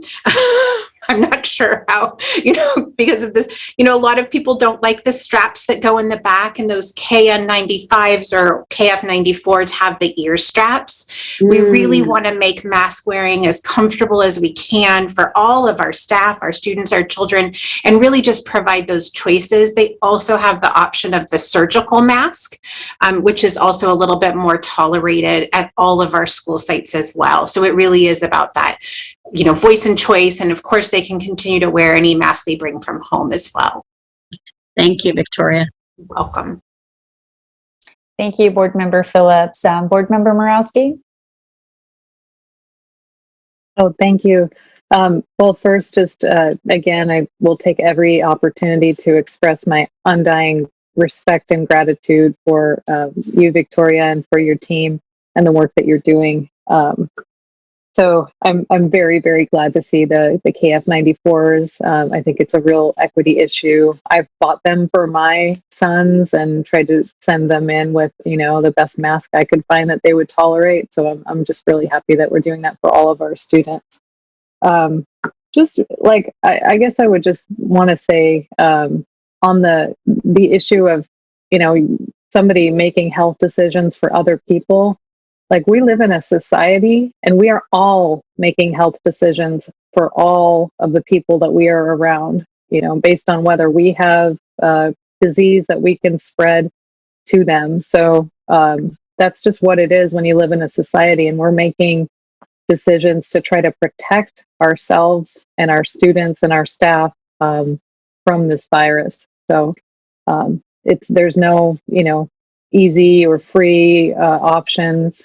And we're in the middle of the pandemic, and we're making the best decisions we can to protect ourselves. So just really appreciate also the support of our labor partners in this collective effort that we're undertaking. So thank you. Thank you, Board Member Morowski. Any other comments, questions? Okay, so thank you, Ms. Flores, to you and your team. I know that you have been hard at work this is the third year of the pandemic, so it's been a long time.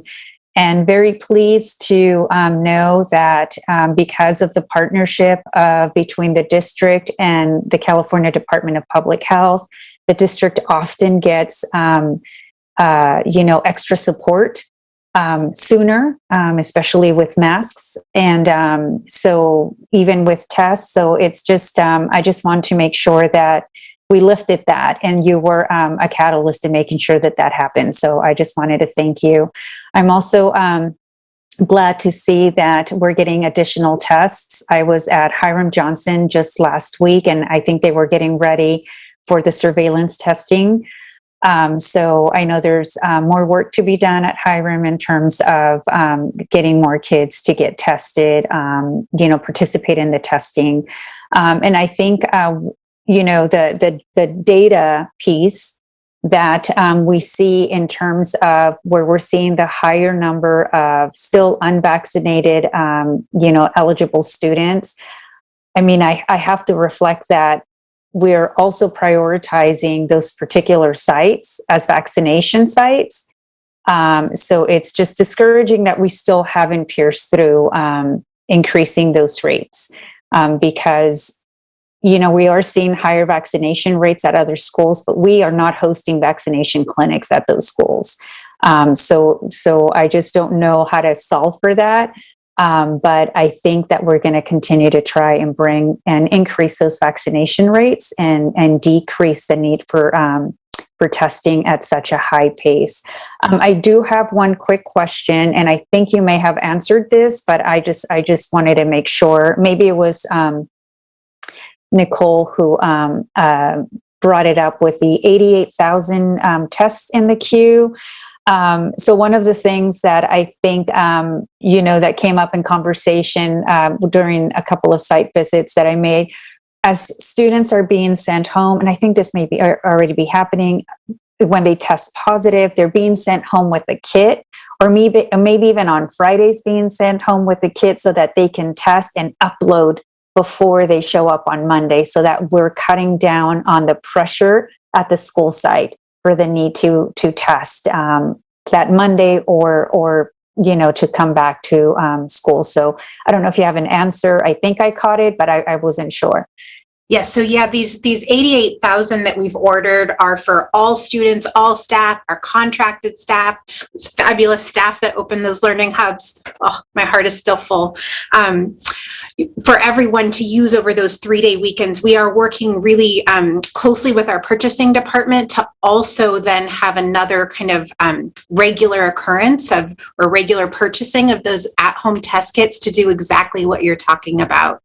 If you come to one of our central testing centers or you're at school and you test positive, we're going to get you that guidance, and we would love to be able to send them home with an at-home test kit so that they can test on day 5 and then potentially come back on day 6. One, it's just really way more convenient. I'm a working parent. I get it. I work long hours now, but also you might not feel well, right? Or other family members, other household members, also might not feel well. And so, yes, we can order those from the government. There's only 4 that come for your household, no matter how big your household is. This really is an equity issue for us. We know we have families that are larger, and just trying to really do everything we can to reduce all those barriers that we know our families face. So we're hopeful, and we will keep you posted on what that looks like as we roll that out. Thank you. It's always great to hear that. I feel like you're thinking ahead, and so we just need to make sure that that we recognize that. So thank you again for the great presentation. And with that, this was an informational item, colleagues. So we're going to go ahead and move on to item 8.3, and this is the independent audit report for the fiscal year and for the fiscal year that ended June 30th, 2021. And this is Ms. Rose Ramos. Yes, thank you, Vice President Garcia, and good evening, board members, superintendent. I'm going to turn over the presentation to one of the partners from Crow, Jeff Jensen, who's going to go over the audit, just high level, and just a couple of the things that did come up during the audit, and then time for questions. And of course, this is an informational item. And Jeff, I'll turn it over to you. Great, thank you. Good evening, everyone. It's my privilege to be here tonight to present the audit results for the year ended June 30th, 2021. And so we have a short slide deck here that we'll run through that I think covers the audit at a high level rather than going through all 100 pages of the report. But I'd be happy to answer any questions that you might have. So just quickly, background on us as an accounting firm. We're the 9th largest accounting firm in the United States and been doing school district audits in California for a very long time, well over 30 years, and currently work with many of the large school districts that have a similar size and scope to the Sacramento City Unified Audit. And we are, one of the things that's most critical is that we assert that we are independent of the district every year to be your independent auditors. And so we provide you with that assurance as well. On the next slide, just a quick background on the folks that we have working on your audit. I serve as the engagement lead partner. This was my second year serving in that role. And so ultimately, I'm the one that signs the audit opinion at the end of the day and is responsible for my team. I do have a few other partners that look over my shoulder to make sure that we are covering all of the areas that are relevant and important to your audit. That's John and Brian. And then really the folks that really do the heavy lifting and get the work done is Elizabeth and Tori, and they're fantastic and are great pieces to the audit team for Sac City Unified. So as we look at what our job is as your auditors, and how we go about the work that we do, our job is to express an opinion on the financial statements that are prepared by management. In addition, we also provide an opinion on federal and state compliance. As we go through our audit, we start with an understanding of risk related to the district, as well as an understanding of your internal controls.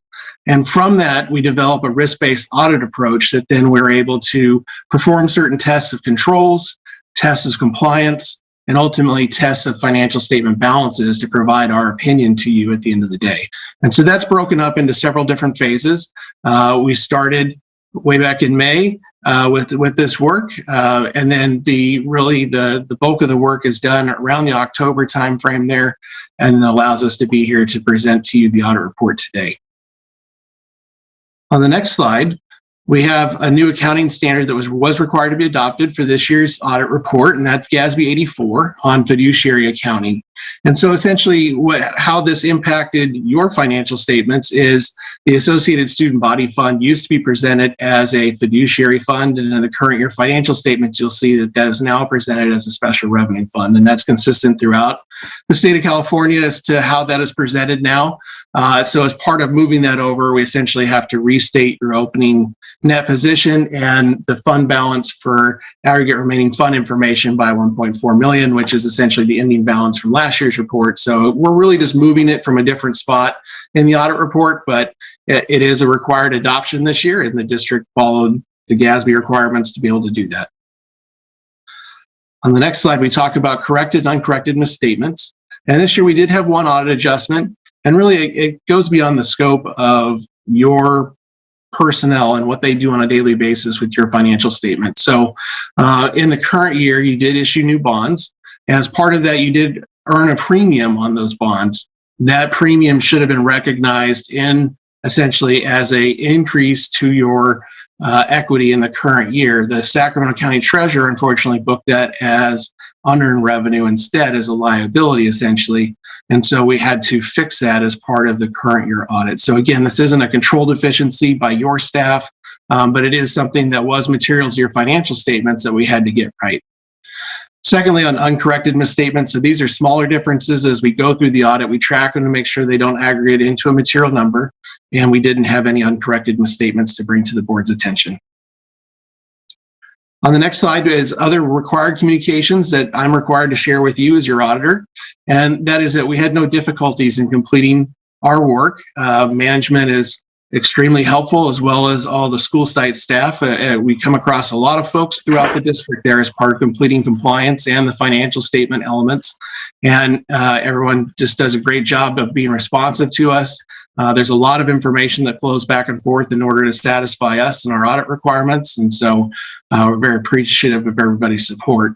We're also not aware of any other consultations with other accountants or other significant or adverse items that we would have brought to your attention well before this meeting if we had any. So those are all good things to report. So looking in summary at your financial at your opinions, there's actually 3 different opinions in your audit report. The first one is on your financial statements. And so in the current year, the district received an unmodified opinion, which is the type of opinion you want on your financial statements. It complies with all applicable accounting pronouncements and is free of material misstatement. We did have one internal control comment or deficiency related to journal entry processing, and I will cover that in a subsequent slide here. The next opinion is on federal compliance, and you received an unmodified opinion this year regarding federal compliance. And this year, is a bit unique in the sense that we had to look at your COVID-related federal dollars that were being expended this year. They were new large programs, and so those were programs that were audited this year, and we did not have any compliance exceptions.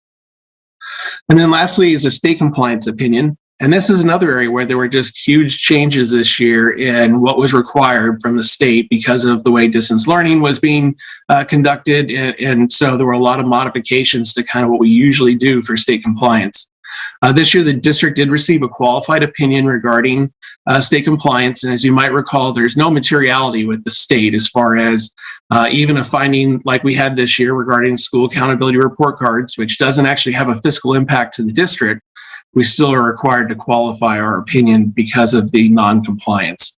And again, I will cover this comment on a subsequent slide here. So next slide, please. So just some financial summary for you of where you stand at June 30th. Your total assets now are over $1 billion. Your net position is still negative at $735 million. And largely that's because of your net pension liability as well as your net OPEB liability. So those pension obligations with STRS and PERS, and your OPEB liability, which is your post-employment health care obligations. Overall, though, the net change in your net position for the current year increased by $90.2 million. As we look at your general fund, the fund balance at June 30th, 2021 was just under $126 million.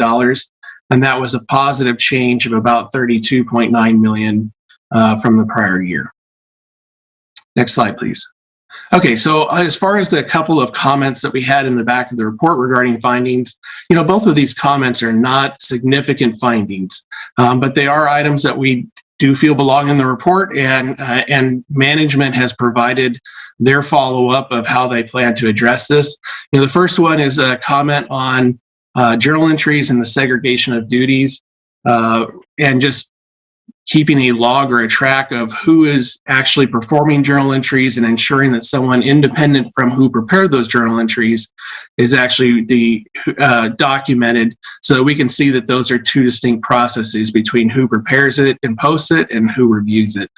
And so, the district does have a process to ensure that some segregation happens. And so they're continuing to work on strengthening the controls further to, completely eliminate this finding, hopefully going forward. On the next slide, we have the comment regarding state compliance. And so in the current year, one of the compliance areas we're required to look at is the School Accountability Report Card, or the SARC. And at 2 of the sites that we tested, we found that the SARC did not agree with the underlying supporting documentation, which is your facility inspection tool. Again, at the end of the day, there's no fiscal impact to this finding. And really, I would characterize these as typos within these reports. So when we looked at the supporting documentation where something should have been rated fair, it was rated good. And another spot where it was rated good, it should have been rated fair. So we have a couple of things going in both directions there. And again, I would classify those more as a typos type situation, but nonetheless, the district has provided us with the response that they will continue to work on the internal control process that oversees the publication and completion of those school accountability report cards to make sure that the supporting documentation does in fact agree to the final product, which is your school accountability report card. Next slide. And so just to wrap up my comments, again, financial statements are presented fairly in all material respects. We have no federal findings. We have no significant deficiencies or material weaknesses in internal control over the district. Again, management and your team are very supportive of the audit process and being transparent and providing us with any information that we need in order to fulfill our requests. And this report was filed on time this year. The deadline was January 31st with the State Controller's Office, and so that occurred ahead of schedule. So I think overall, very good news to bring to the board's attention tonight regarding your audit, and I'd be happy to answer any questions.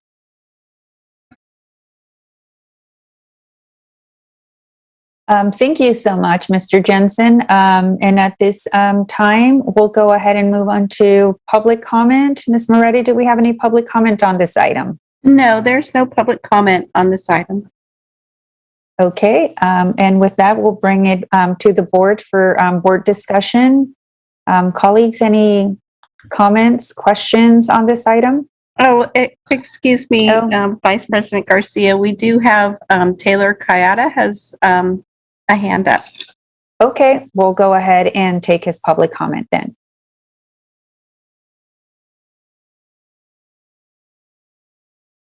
Thank you. I actually did list this as the item I wanted to comment on, so I'm pretty sure that should have come through. In any case, just wanted to provide some general comments here.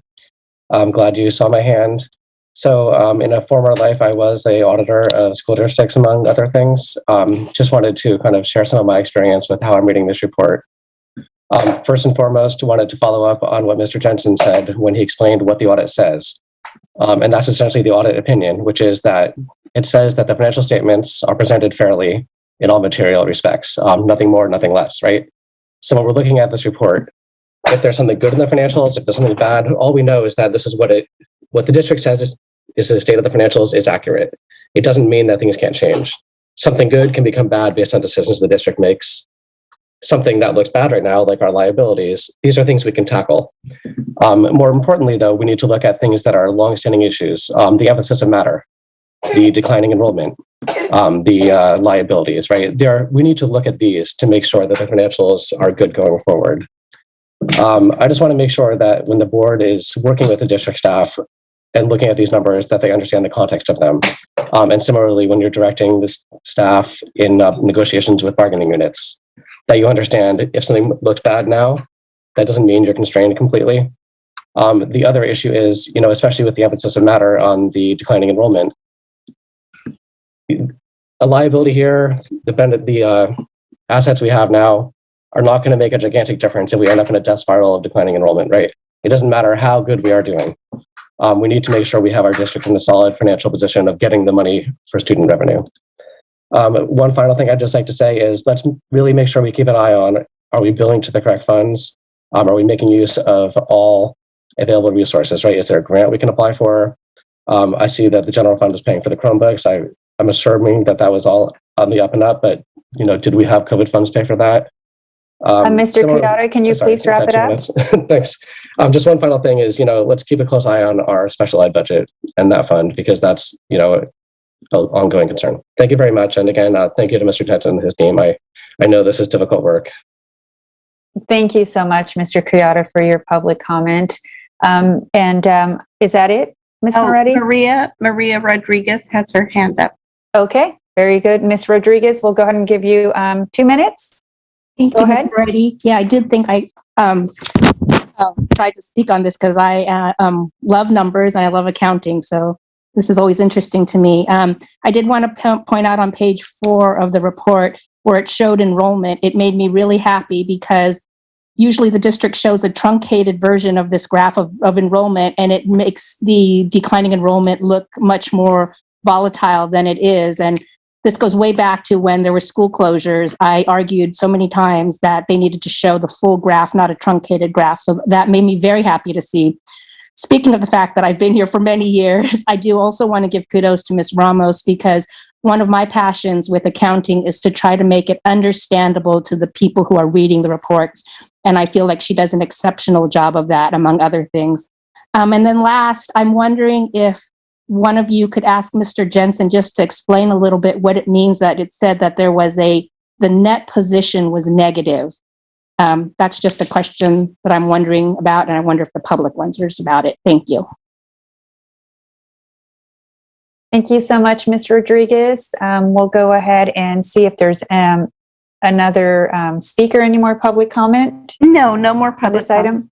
That was the final speaker. Well, thank you. Thank you to you both for commenting on this audit. And with that, we're going to bring it back to the board for discussion.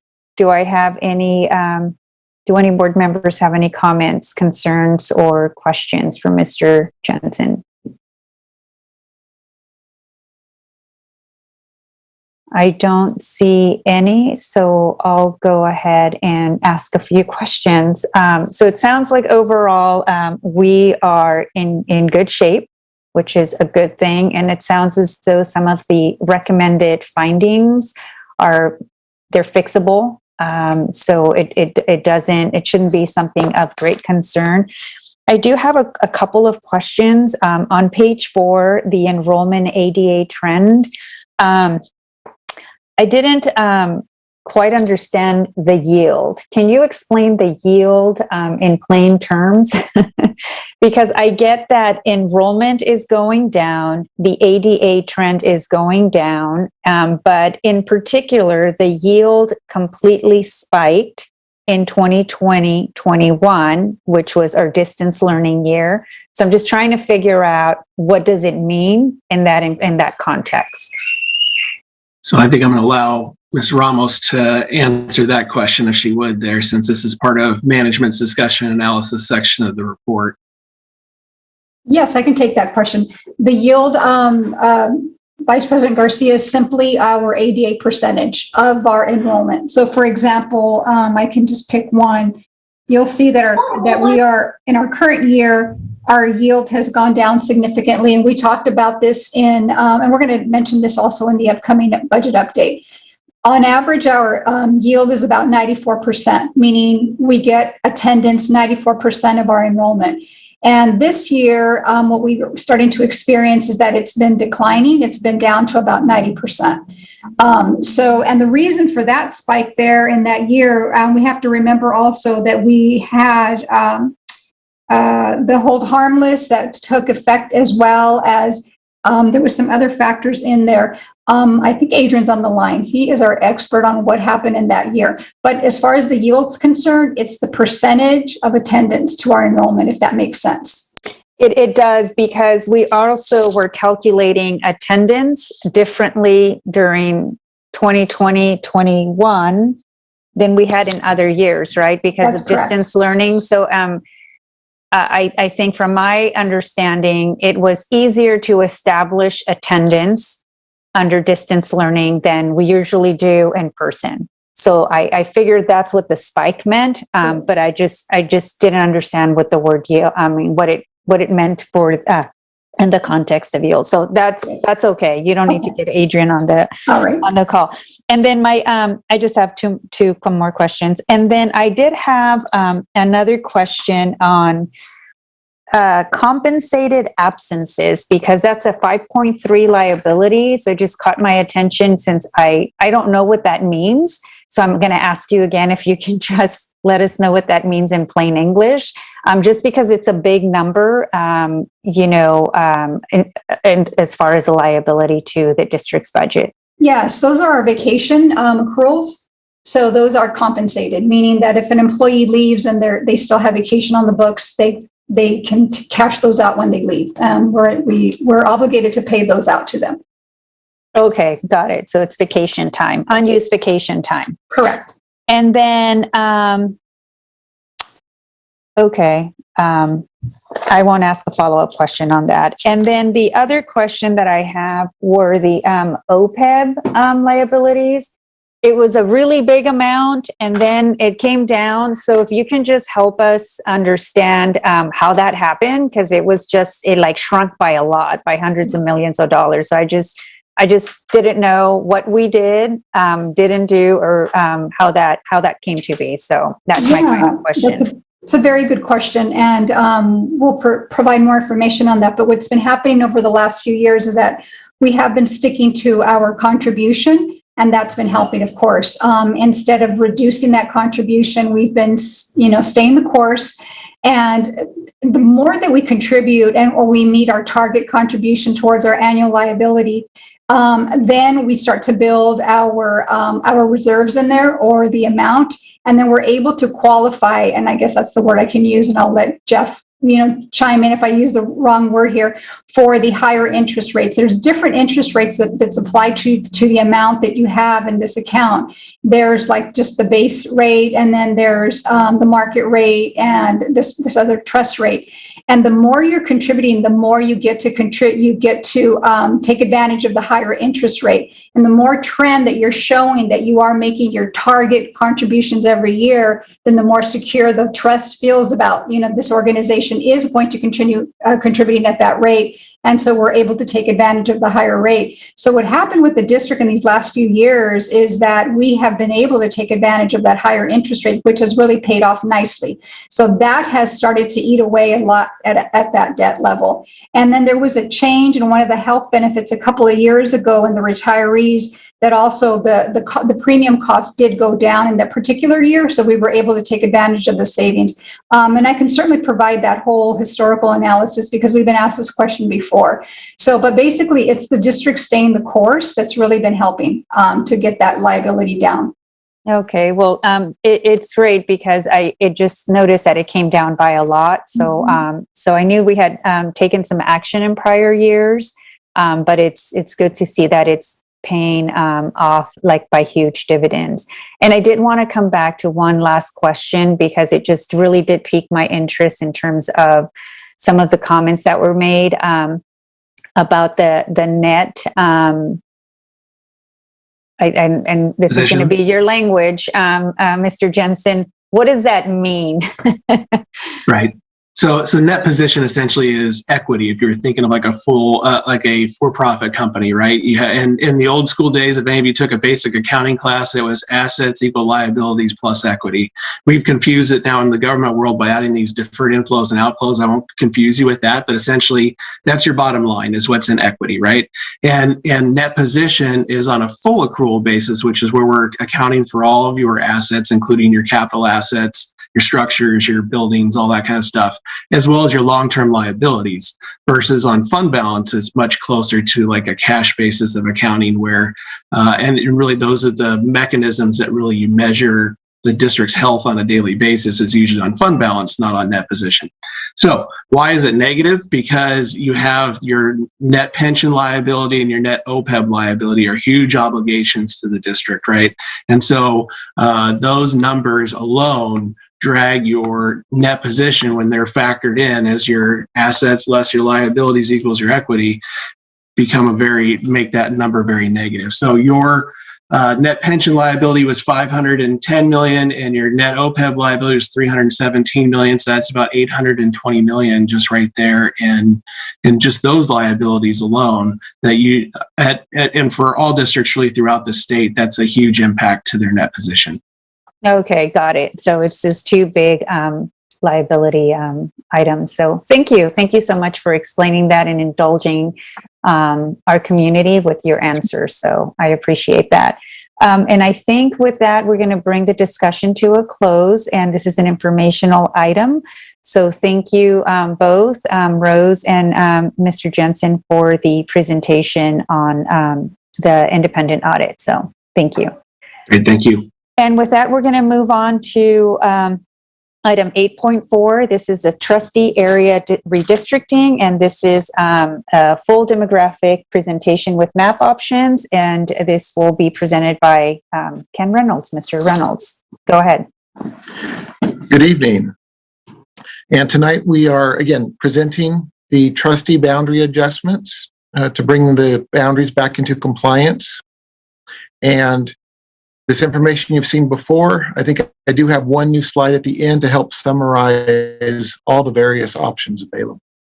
And so again, as an introduction, we've drawn several maps that show how the population for each of the trustee areas can be balanced. And again, the newest maps that we presented last time were maps D and E, and they were just a slight modification to Plan A. And again, our summary will help better summarize all the available maps. On our next slide is just a reminder of the public input opportunities. In addition to public hearings that were held to get specific input, there's obviously opportunity for input at every meeting that we've been presenting. And there's been several comments here and there, a lot of questions, but as of this time, we've never received any new map suggestions. So really just everyone trying to get an understanding of the impacts of adjusting the trustee areas. And then next, we will show you the summaries of the maps. And so for each map, there are 2 pages. The first page zooms in to the areas that are being impacted. We have notes on the page that identify the adjustments from one area to another. Then on the right-hand side of the map, we identify the peak deviation, which represents the difference between the area with the largest population and that with the smallest population. And that percentage, if it's less than 10%, it is a valid map. The white lines on our boundaries here represent where your current trustee boundaries are. And so that helps you to identify in comparison to the colored areas, which identify the new map scenario. Then in addition to that map, the other map looks at the entire district area, so it's a little more zoomed out. And here we identify the location of all the schools throughout the district and have highlighted those in blue that are Title I schools. And they also have the red labels as compared to the black labels. And then we do have counts showing how many schools are in each trustee area and how many of those are Title I schools. Then on the next slide, we show Plan B.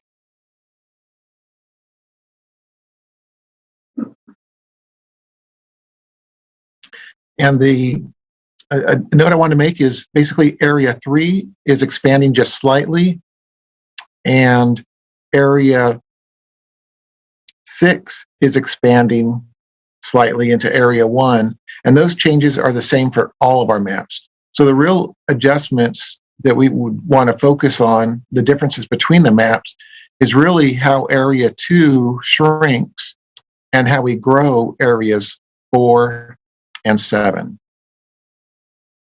So on this one, again, it was just a slightly different geographic area we focused on. And we're still in that 2% range for a peak deviation. Then in Plan C, we actually took a slightly different approach. You can see that Area 7 expanded into Area 2, and then Area 4 expanded into Area 7.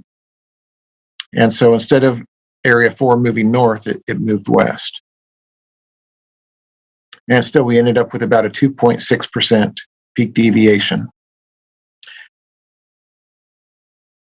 And so just a few different geographic options to bring the numbers back into balance. On the next slide, we will show Map D, which again is very similar to Map A, except we were trying to leave Area 2 a little bit larger, which allowed some of the schools that were in Area 2 to remain in Area 2. So in this one, we just added back the Tahoe Elementary area.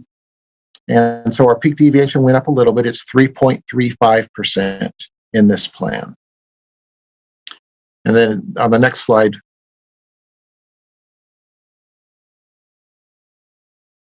we'll be able to see how Tahoe Elementary now remains in the yellow area.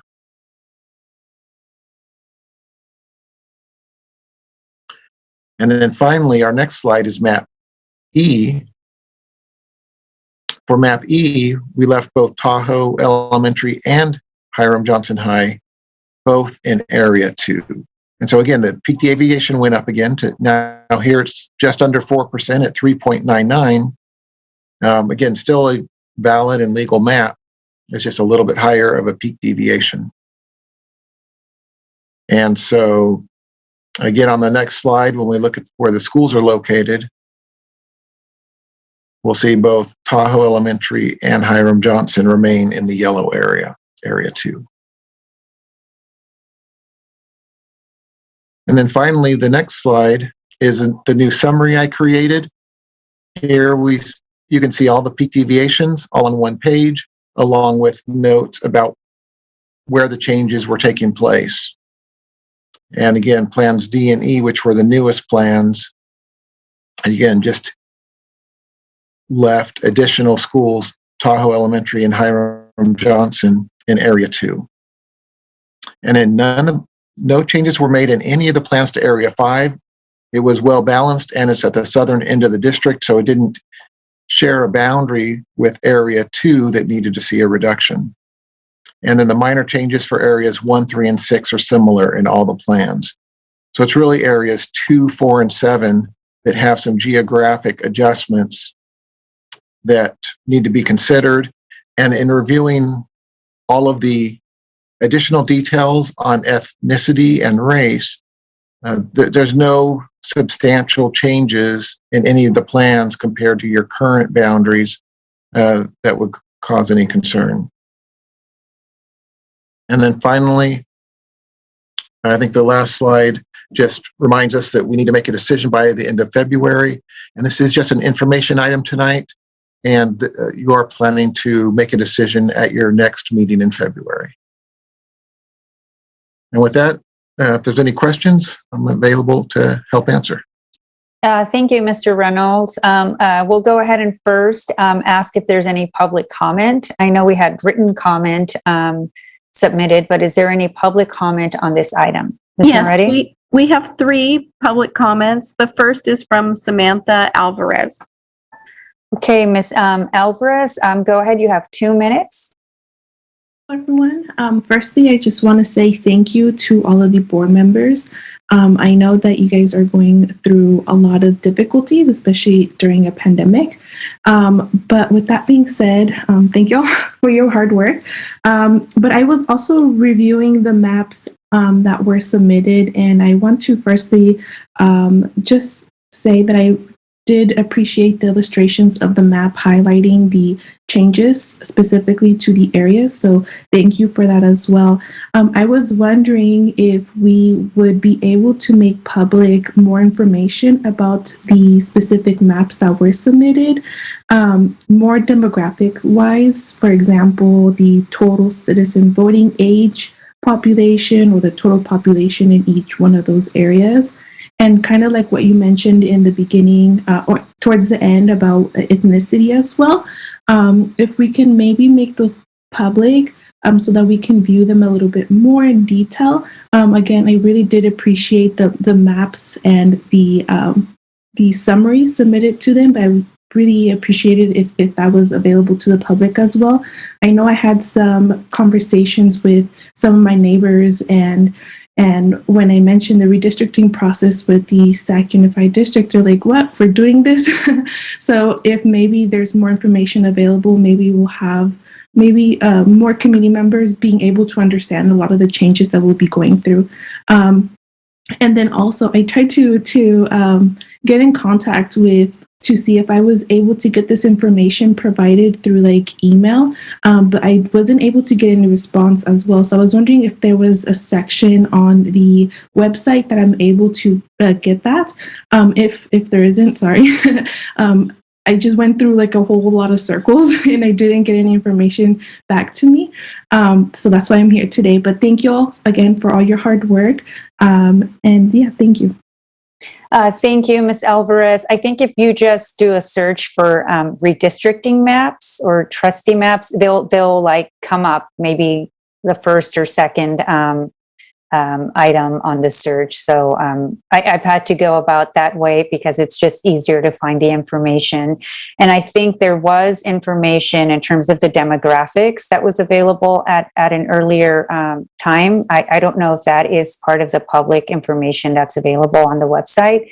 Just want to make sure that to report that the information should be readily available. I don't know, Mr. Reynolds, if you wanted to say something, but we have 2 more public comments in the queue.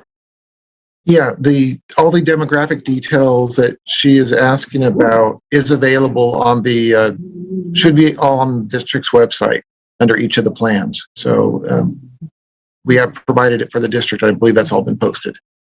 Yes, it'll give you a more holistic perspective. So, and with that, our next speaker, please, Ms. Moretti. Yes, our next speaker is Mo Kashmiri.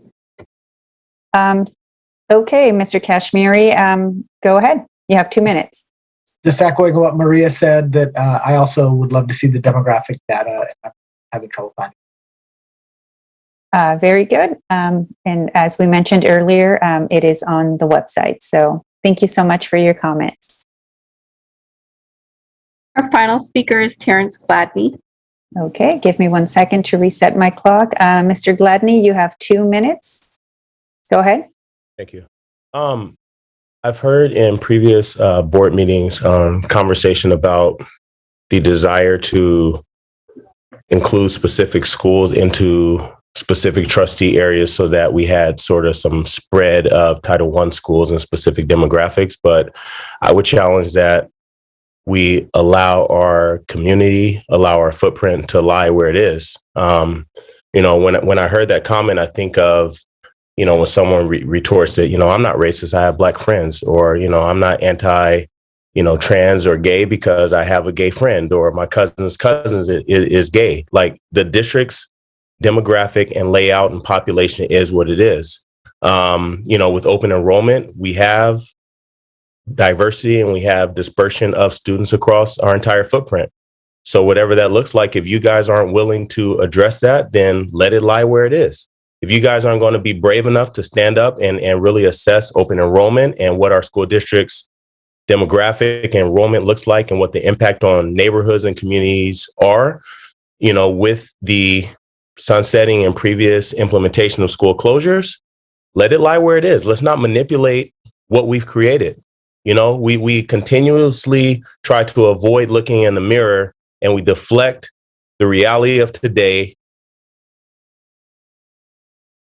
from the decisions that we made in the far or recent past. I would challenge that if we're going to move certain schools because they have Title I population to another district area that doesn't have that population, we're diluting their power and their advocacy into a district that doesn't represent them. You're moving them for the convenience of adults and boundaries instead of acknowledging the kids in the neighborhoods that they represent. So I would like you guys to, think on that. Please wrap it up. Thank you. Is that our final comment, Ms. Moretti? Yes, that was the final comment. Okay. So now we're going to bring the discussion back to the board, colleagues. If you have any comments, concerns, questions for Mr. Reynolds. We've heard this information item quite a few times. And at the last time, all the maps were not available for public viewing. So I'm glad that was available between now and then. So we have more time for the public to digest the information and participate in the process. And they can continue to do so until until we take action. And that'll be at a subsequent board meeting. So if we have no discussion, we'll go ahead and Board Member Morawski, go ahead. Thank you. No, I don't have a specific comment, on which map. I think, it's areas that I'm less familiar with in terms of where the particular boundaries should be, but we do need to take action at the next board meeting on this item. So would just like to to kind of land somewhere with my colleagues here, so we can have a plan. So this is the time, if you have a preference, to talk it through while we're all together. Thank you. Board Member Villa. Hi, so sorry I don't have my video working right now. I apologize. I just want to say I appreciate Mr. Gladney's statement. That is a feeling that I have heard from my community members and different individuals, that the community lies where it lies, and we cannot manipulate the map for the Title I schools. And I know I addressed this in, I think, our December meeting. Where your community lives, where your community goes to school, is where they live and where they go to school. And that's something that's really important to me, that we're representing the folks that actually live in our neighborhood and making sure that that is fair and equal. And, I have a hard time swallowing moving the map around, that it doesn't necessarily represent the folks that we were elected to represent. So I know that's my feeling, and I've had it for a while, and I've reviewed these maps, and I really appreciate the time that folks have taken to give us so many options, because I think that's really important, that we can see the different ways that the different schools are moving into different districts, primarily just the three. But again, I want to say that I appreciate the statement that Mr. Gladney made. That's exactly the way that I felt, and it's great to hear it from other folks in the community. Thank you, Board Member Villa. Board Member Phillips. So going back to what Mr. Gladney said, hopefully I understood what he was saying. He's saying basically it's not to our advantage to move a Title I or keep a Title I school in a predominantly not Title I area.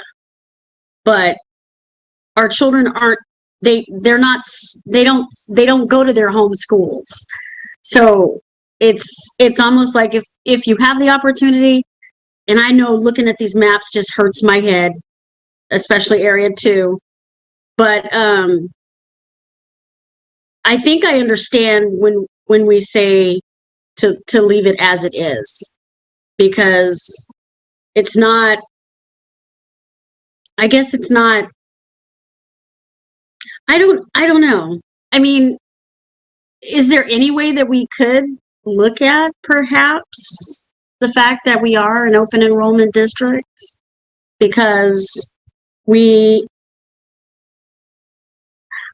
I will put it this way. As a parent who placed her child in this district in a school that was outside of his regular area, I did that because I had, I guess, a certain amount of privilege to do that, or a lot of really hard work to get him where he was. So the school that he is sitting in, if it's not in his neighborhood, and maybe I'm just getting this confused, but we don't,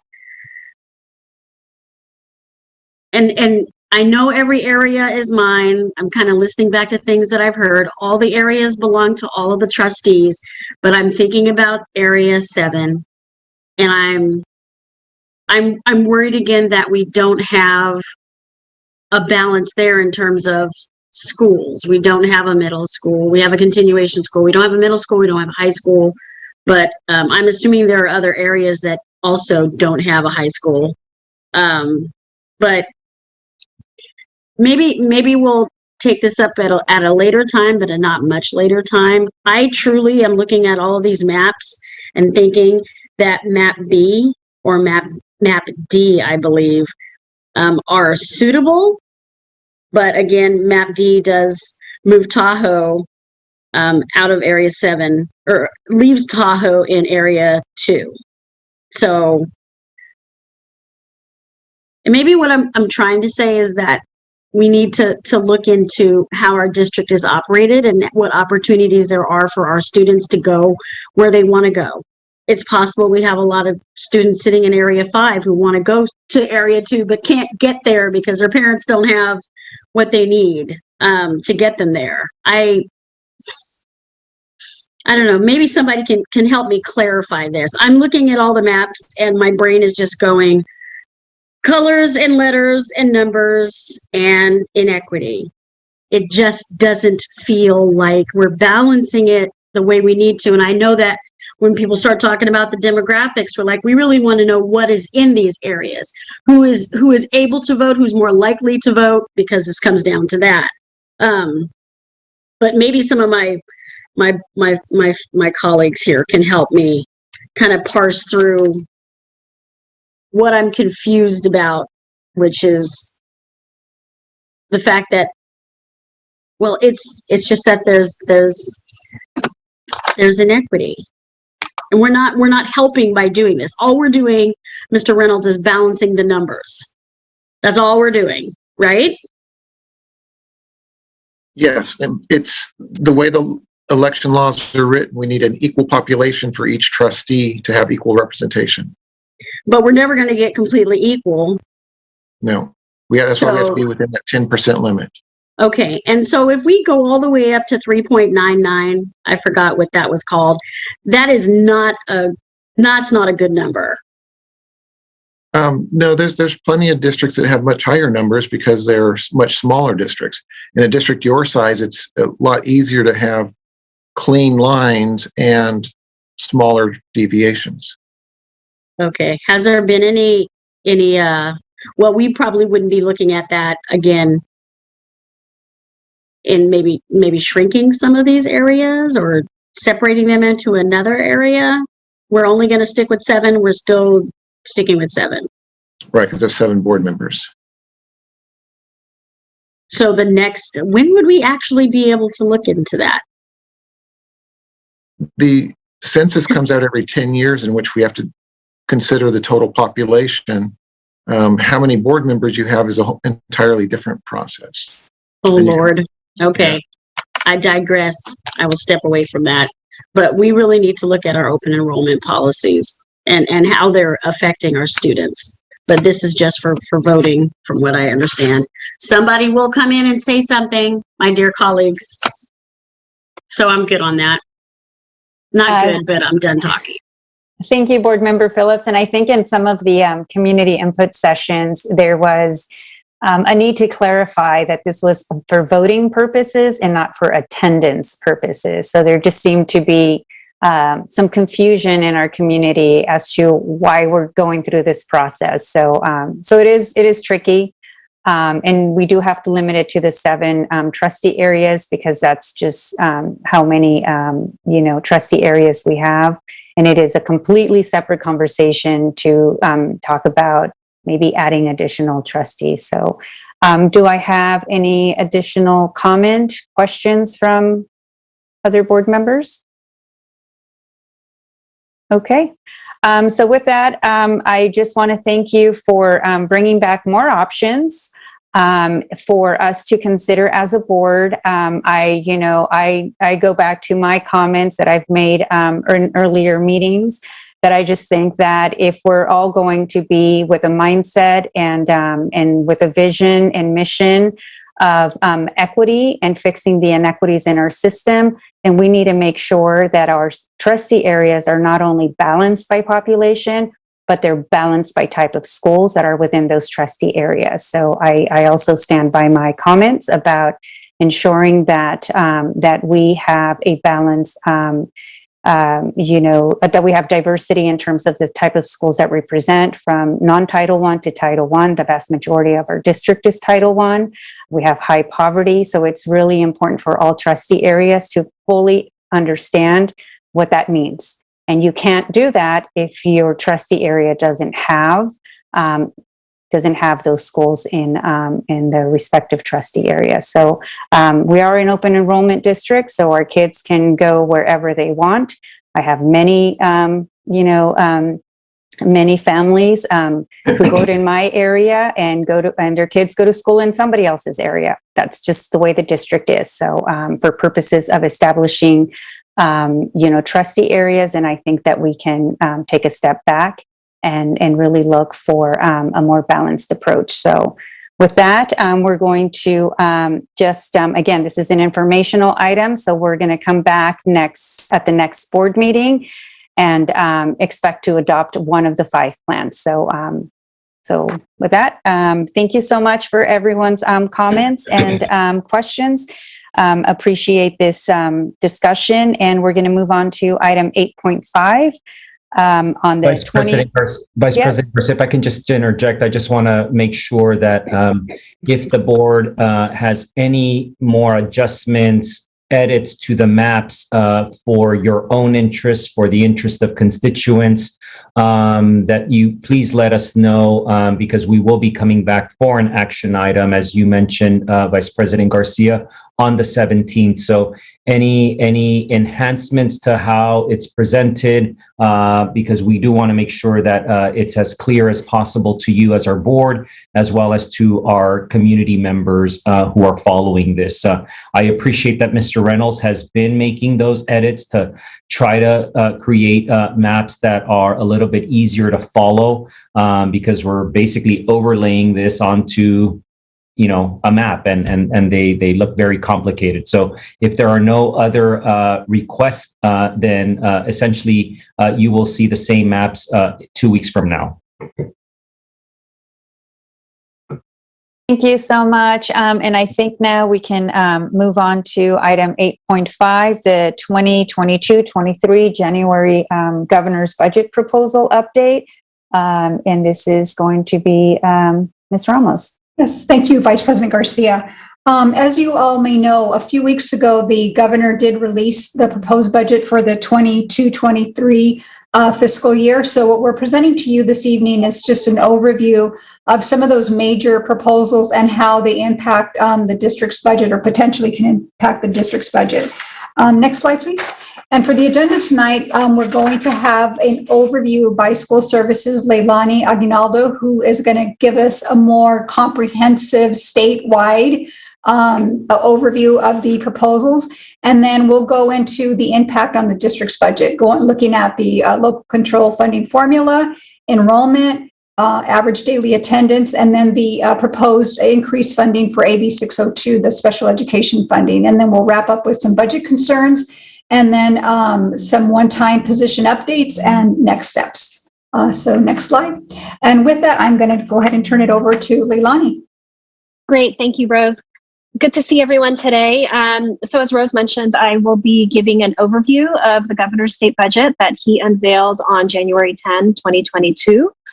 So as we have talked about before in prior budget updates, just as a reminder, this is only a proposal at this point. It's the first step in what will be a lengthy process this year in 2022, as the state negotiates the state budget, which will have significant impacts, obviously, for districts like Sac City Unified. And so at this point, after the governor unveiled his budget proposal, the legislature is now hearing all of these proposals in their budget subcommittee hearings. The next milestone will be when the governor then releases his May revision to the state budget, which will be in May, early May sometime. And then there will be another series of negotiations before the legislature hopefully passes a budget by June 15 as required by law. And hopefully the governor will sign it by June 30, before the start of the fiscal year. All of that said, another key component of the budget negotiations is what is referred to as trailer bill legislation. And it's the trailer bill legislation that serves as the implementing language. It's implementing statutory changes that will effectuate all of the proposals and investments that are included in the budget. And as we know all too well, sometimes that's delayed. Like, for example, last year, there were a number of incarnations of different trailer bill legislation that was implemented, and that came later in the summer. So, that could very well happen again in 2022. So with all of those disclaimers, it is the rebound of the economy is continuing in many ways, while not necessarily in others, but at this of funding for Proposition 98. It's $102 billion. This is the first time the minimum guarantee under Proposition 98 is surpassing the 100 billion mark. And this is what is projected for 22-23. As a reminder again, Proposition 98 is the minimum guarantee of state funding that is provided for K through 14 public education. Of this amount, when you adjust for prior year and current year funding levels for Proposition 98, there is about $16.1 billion of new revenues that is available for the governor, for the state to appropriate as part of the Budget Act for 22-23. And this is a mix of ongoing and one-time. That mix of ongoing and one-time will be part of the negotiations that happen in the months to come.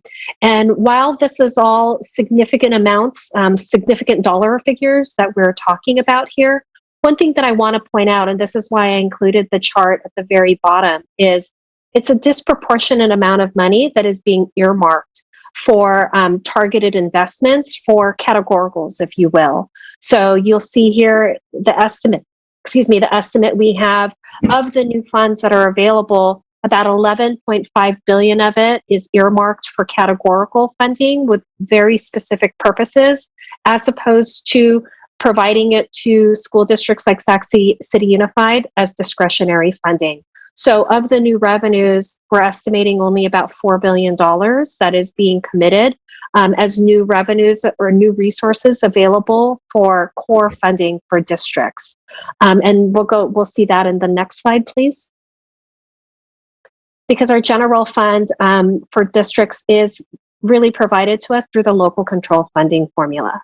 So the COLA, this is a huge number. Adrian, in a few slides, will go through a reminder of what the previously anticipated COLAs were for 22-23 in the out years. So you'll see what that difference is between what was included in the adopted budget that you approved for 21-22 versus this 5.33%, which is what the governor is forecasting for 22-23.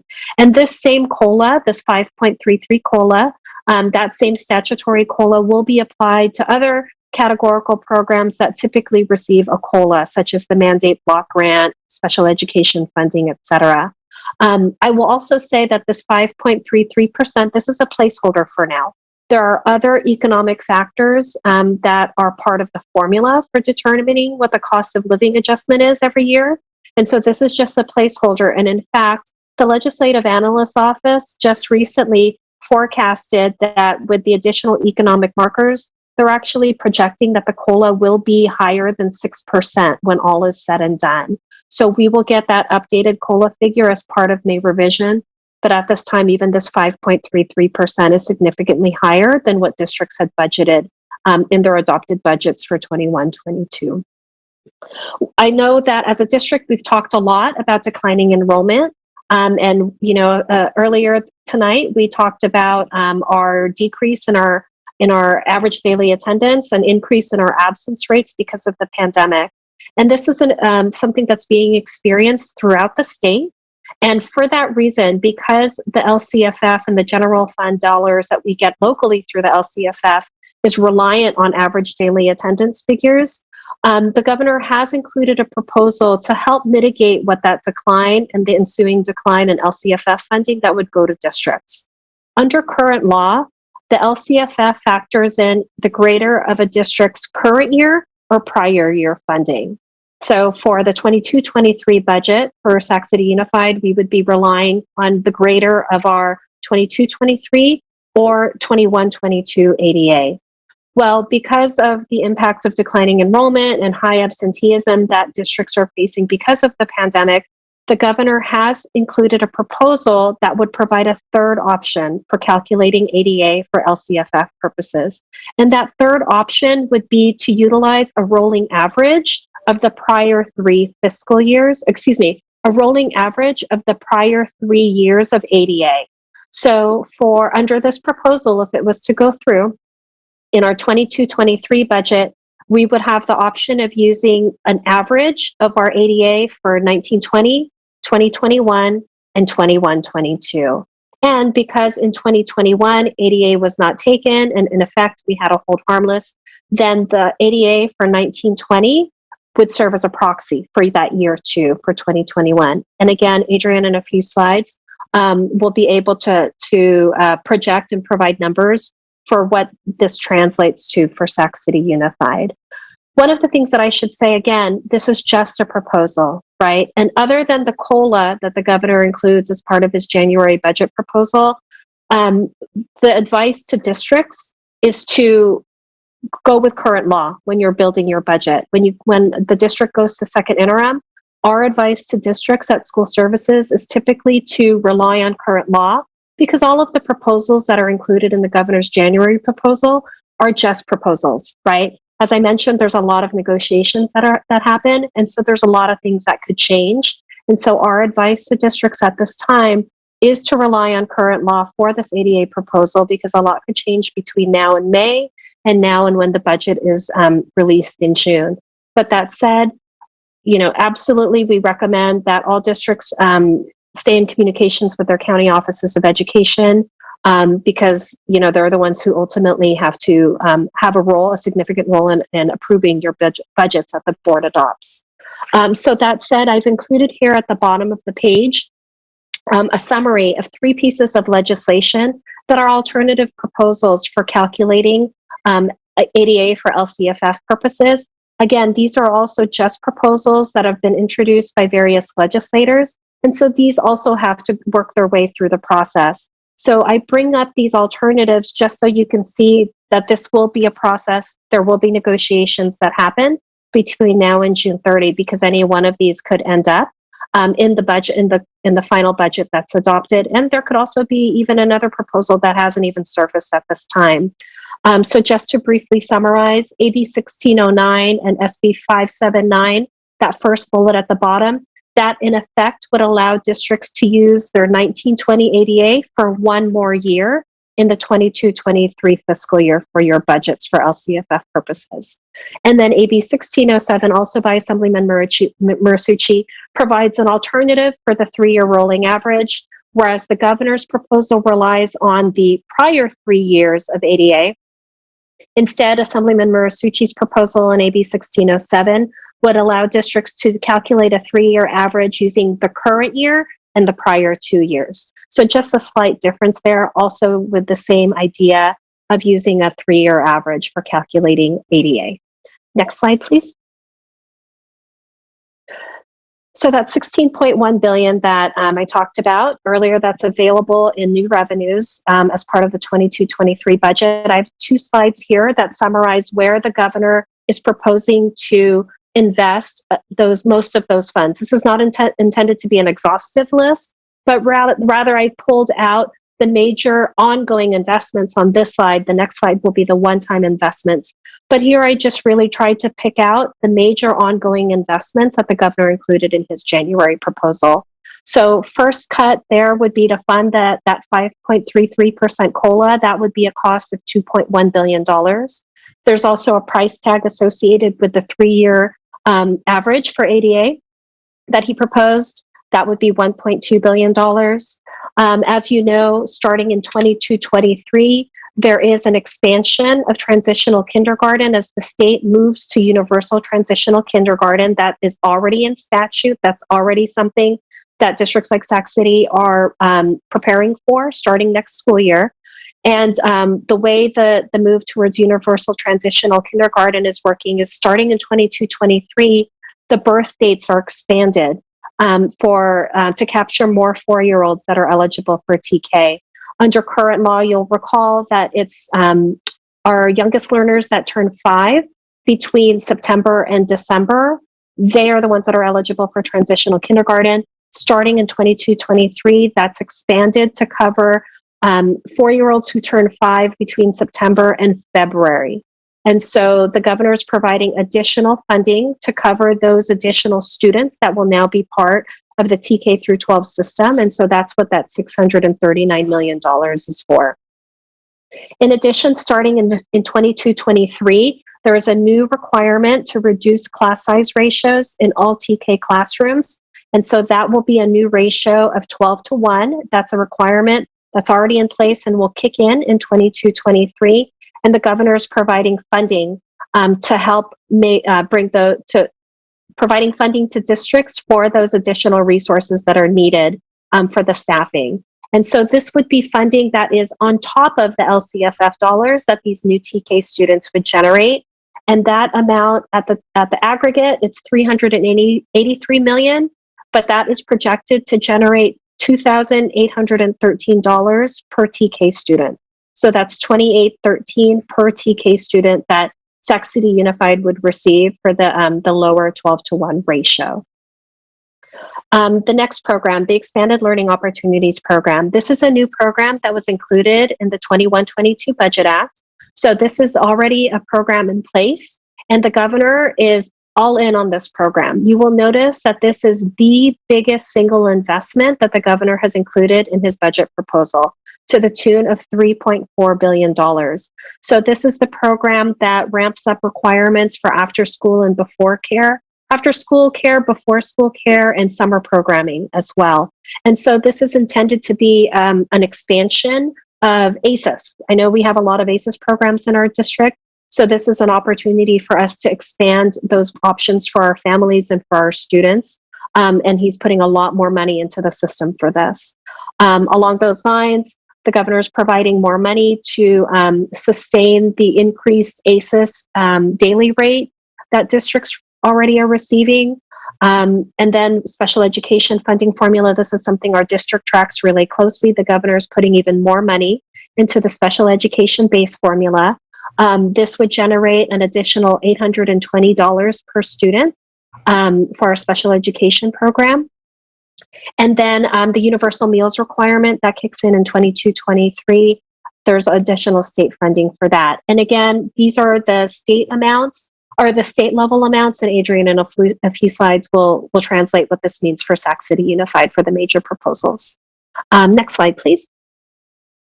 So the previous slide was ongoing. As I said, these are the big one-time investments that the governor included. Many of these are competitive grant programs. So if Sac City Unified is interested in pursuing some of these funds, it will be a competitive grant program. So we'll have to wait for the application process and to see how those details play out. And that's true for the Inclusive Early Education Expansion Program. That one's a competitive grant.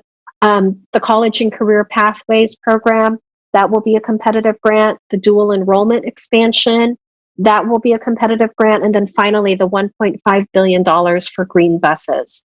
That is also going to be a competitive grant. However, the $500 million that the governor is providing for early literacy, if this proposal goes through, that is something that Sac City Unified can expect to receive funds for. That money will be distributed on an allocation basis. And same with the multilingual school libraries. The way the trailer bill legislation was proposed, Sac City Unified would be able to draw down funds for both the early literacy coaches as well as the multilingual school libraries. There's also money available for kitchen infrastructure upgrades. So that's something that will hopefully benefit Sac City as well if that proposal goes through. And then next slide, please. I think this is the last slide. I mentioned that in addition to the financial investments that's included as part of the budget proposal, there's a trailer bill legislation, and that's how we got the independent study program requirements that we have today. And so just really summarizing here for us, some of the policy proposals that are included in the trailer bill legislation specific to independent study. At one point, the Department of Finance did signal that they were anticipating extending the requirement for districts to offer independent study. They were signaling that that requirement would be extended into 22-23. Well, at this time, the trailer bill does not include that requirement. So I did want to say that. But again, negotiations will continue, so that requirement could resurface and it could very well be included in 22-23. We expect that this will be a big part of negotiations. In addition, there is additional flexibility in the independent study statutes to allow for synchronous instruction to count for instructional time. So this would be, for example, time that a student spends on zooming into a classroom. There's greater flexibility to allow for that to count for instructional time. And then finally, there's more flexibility for collecting signed independent study agreements to ensure that students are properly enrolled in independent study and generating attendance for the district as well. And with that, I will stay on for questions, but I'll go ahead and turn it over to Adrian now. All right, thank you, Leilani. As Leilani stated earlier, I'm going to go through couple slides going through the COLAs, as well as the ADA proposal, and then the increased special ed funding. So with this slide, I'm illustrating what our projected COLAs were for the current year all the way through 24-25. And as you can see, next year, it's 5.33%. And at first interim, we presented that back in December. We were projecting 2.48%. So you can see that that's the largest increase over the next 3 years. And then the next 2 years have some slightly small increases of 0.5% or 0.5% and 0.1%. Next slide, please. And again, this slide is just kind of illustrating the ADA cliff that the governor is trying to address with his proposal of the third option of using the prior 3 years of actual ADA. And with that being said, just as a reminder, in 1920 was the last year that we took ADA for a school year, because in 2021, we didn't take the ADA. And then this year, for 21-22, we're actually doing ADA, and we just filed our first P1 report. That was in early January. So we will be, or I was utilizing that data because we are talking about ADA yields today or tonight. And for the first attendance report for 21-22, we're running about 90%. And as Rose stated earlier, where our average has been 94.5% in pre-pandemic. So that's quite a bit of a drop. And then if we were to use that ADA, you would start to see that funding cliff in the 22-23 year. So with that, next slide, please. So this slide gives you an example of the actual ADA for Sac City Unified, and also just kind of the verbiage for the governor's proposal, that you could use the greater of the following: the actual ADA from 22-23, or the actual ADA from 21-22, or average the ADA based on actuals for the 19-20, 20-21, and 21-22 years. So with that, you see the actual ADA, and so 19-20 and 20-21, it's the same. For the 21-22 year, I'm utilizing the P1 numbers as a basis for the actual ADA, and that is generating a little over 34,300 ADA. And so you can see we're losing about 4,000 ADA between 2021 and 21-22, and that's primarily due to the hold harmless. And then moving forward in 22-23,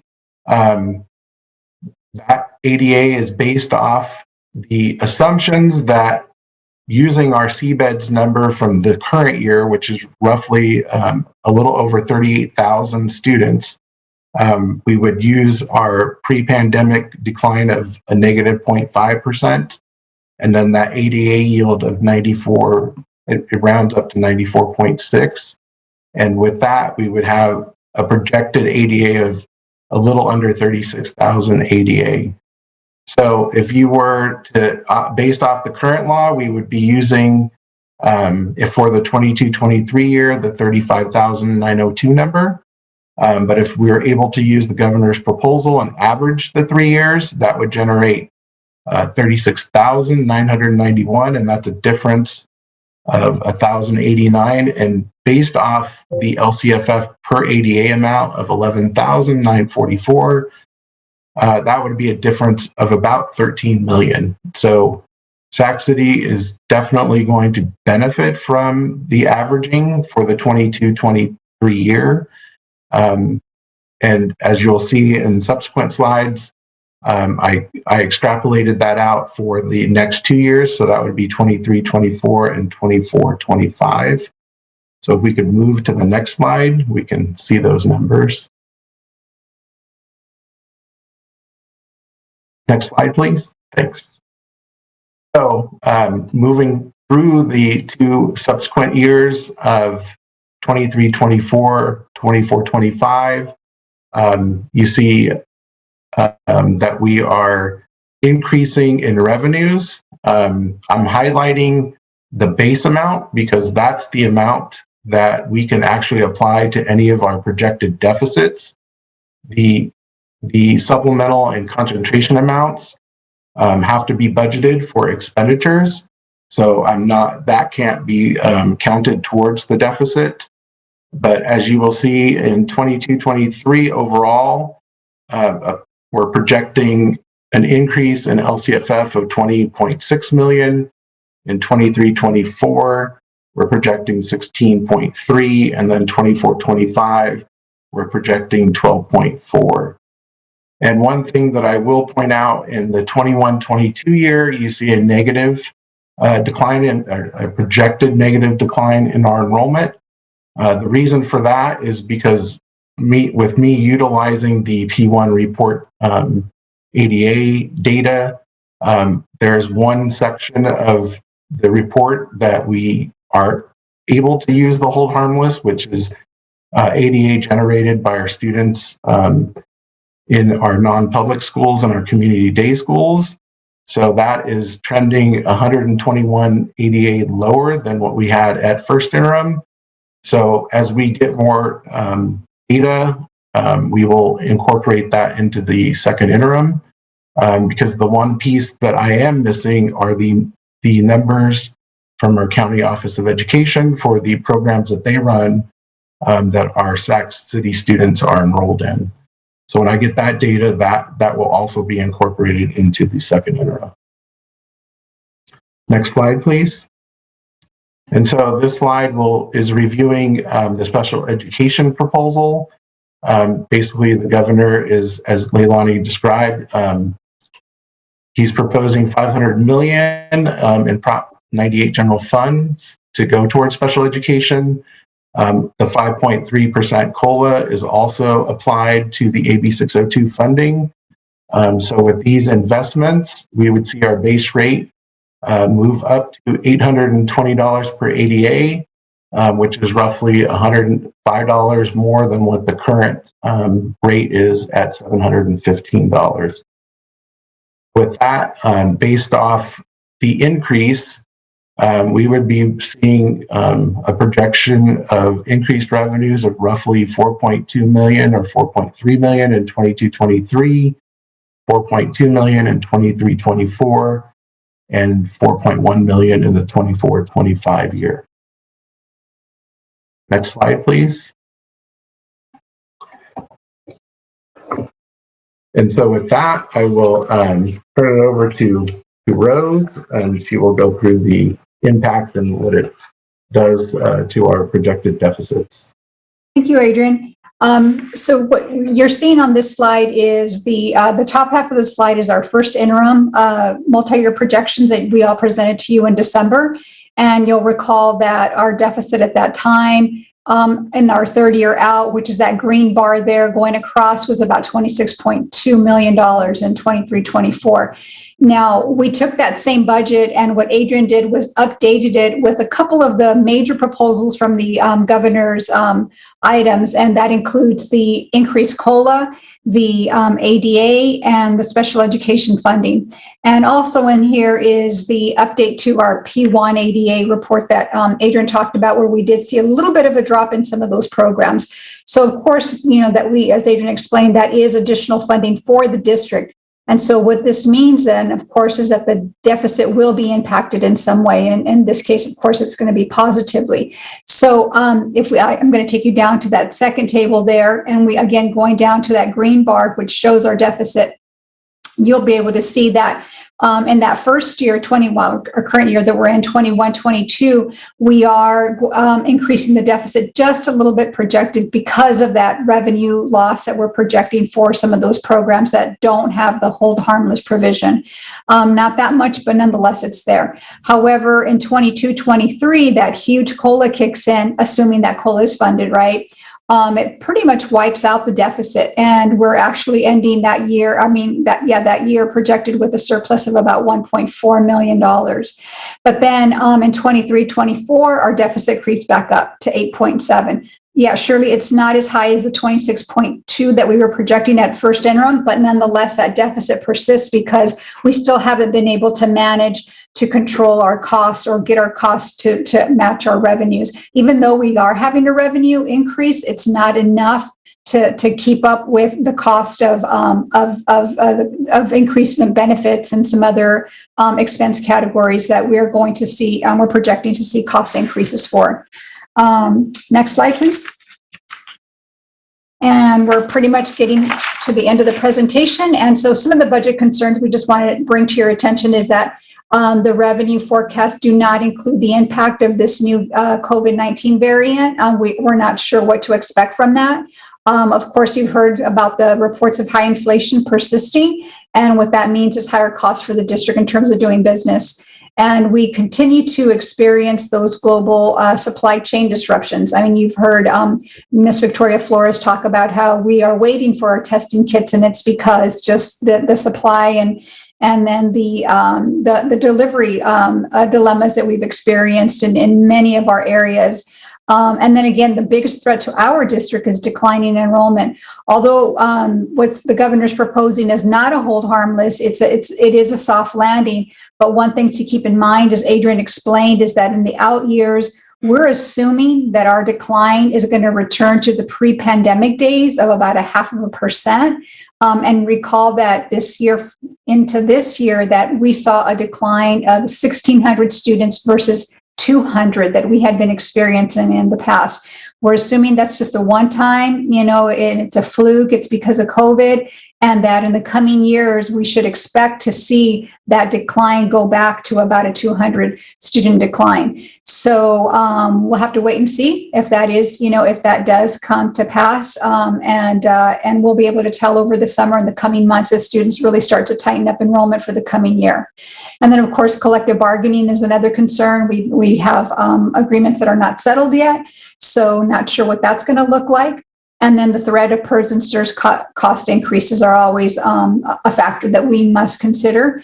And our health and welfare benefit cost increases. We had a little bit of a pass this last year as we explained that our carriers explained to us, Keenan, our broker, that because shelter was in place for the last year, the utilization rate wasn't as high. So we didn't get to experience those high rates. But now as things are starting to calm down again, people are starting to frequent doctor visits and take advantage of all of those appointments that they didn't get to keep. They're warning us that we should anticipate to see those benefit costs increasing in the coming year. And then the bigger one is that another big one is the universal meals that the implementation of that it's going to be a challenge trying to identify those unduplicated student counts. So we're just going to really have to tighten up that whole process and make sure that we're capturing that data, because for us, that's going to be a big hit if we're not able to identify those students and take advantage of that those supplemental and concentration dollars, because we still have to report for those in order to collect that revenue. So yeah, those are some of the bigger budget concerns. And then at this point, I'm going to turn it over to our Chief Human Resource Officer, Kansi McCarn, who's going to talk about one-time positions. Thank you, Rose. We have a number of one-time positions utilized with these funds. And what you can see here is an update. We shared an update with you in December. This is an update just a little bit further to show that we have so far only been able to fill 55% of the positions that have been identified for use this way. You can see it broken down by bargaining unit. And just to give a couple of examples, there was approval for 8 school nurses. We've been able to fill 6. So there's some vacancies there. I'm sorry, I don't mean to interrupt, but I'm going to have to ask for a motion to extend the board meeting, and I'm asking to extend it to 11:30. I'm hoping we'll do our best to end before then, but I need to have a motion in a second. Motion. Thank you, Mr. Thank you. And all those in favor say aye. Aye. Any abstentions? No. And Board Member Phillips is a no. Thank you. Okay, sorry, Concy. Go ahead. Thank you. No worries. I was saying of the 8 school nurses identified, we've been able to fill only 6. Of the 8 psychologists, only 3.5. And so while we're working to fill positions, we have not been able to fill all of them. As you can see, we are at a 55% rate from what was authorized to what's currently being utilized. And with that, I will turn it back to Rose, I think, for a wrap up and questions. Thank you, Concy. So the next steps are, as far as the budget development cycle, as you know, it's an ongoing process. But as far as reporting back to formally, we have our second interim report due, and we'll be reporting that back out to you at the March 17th board meeting. And then in May, the governor releases his revisions to the budget proposals, and that's what we use to build our budget. Because what happens is, is that the state does not actually enact their budget until June. And by then we have already shared with you and prepared our budgets and most likely taken action to adopt it. And so basically that's it. But between all this time and all this information coming out, we will be keeping you apprised of significant changes that are occurring, as well as significant changes occurring locally to our district in particular. So yeah, that concludes our report, and let me know if you have any questions. Thank you, Rose. With that, we're going to bring it back to public comment. Ms. Moretti, do we have any public comment? Yes, we have 2. And the first person to comment is Mo Kashmiri. Okay, Mr. Kashmiri, go ahead. I just wanted to say, grateful to see that the revenues are continuing to increase, and they're continuing to show that, that long term, as long as we continue to advocate for more revenue, we've been able to chip away at this, about the deficit.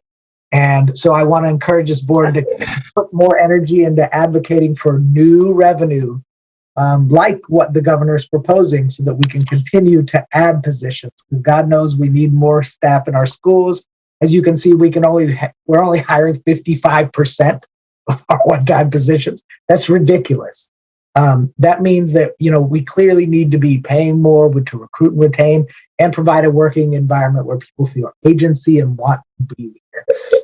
And so we're definitely asking we need this district board to invest in their employees and their staff, because if we don't do that, then our students will suffer.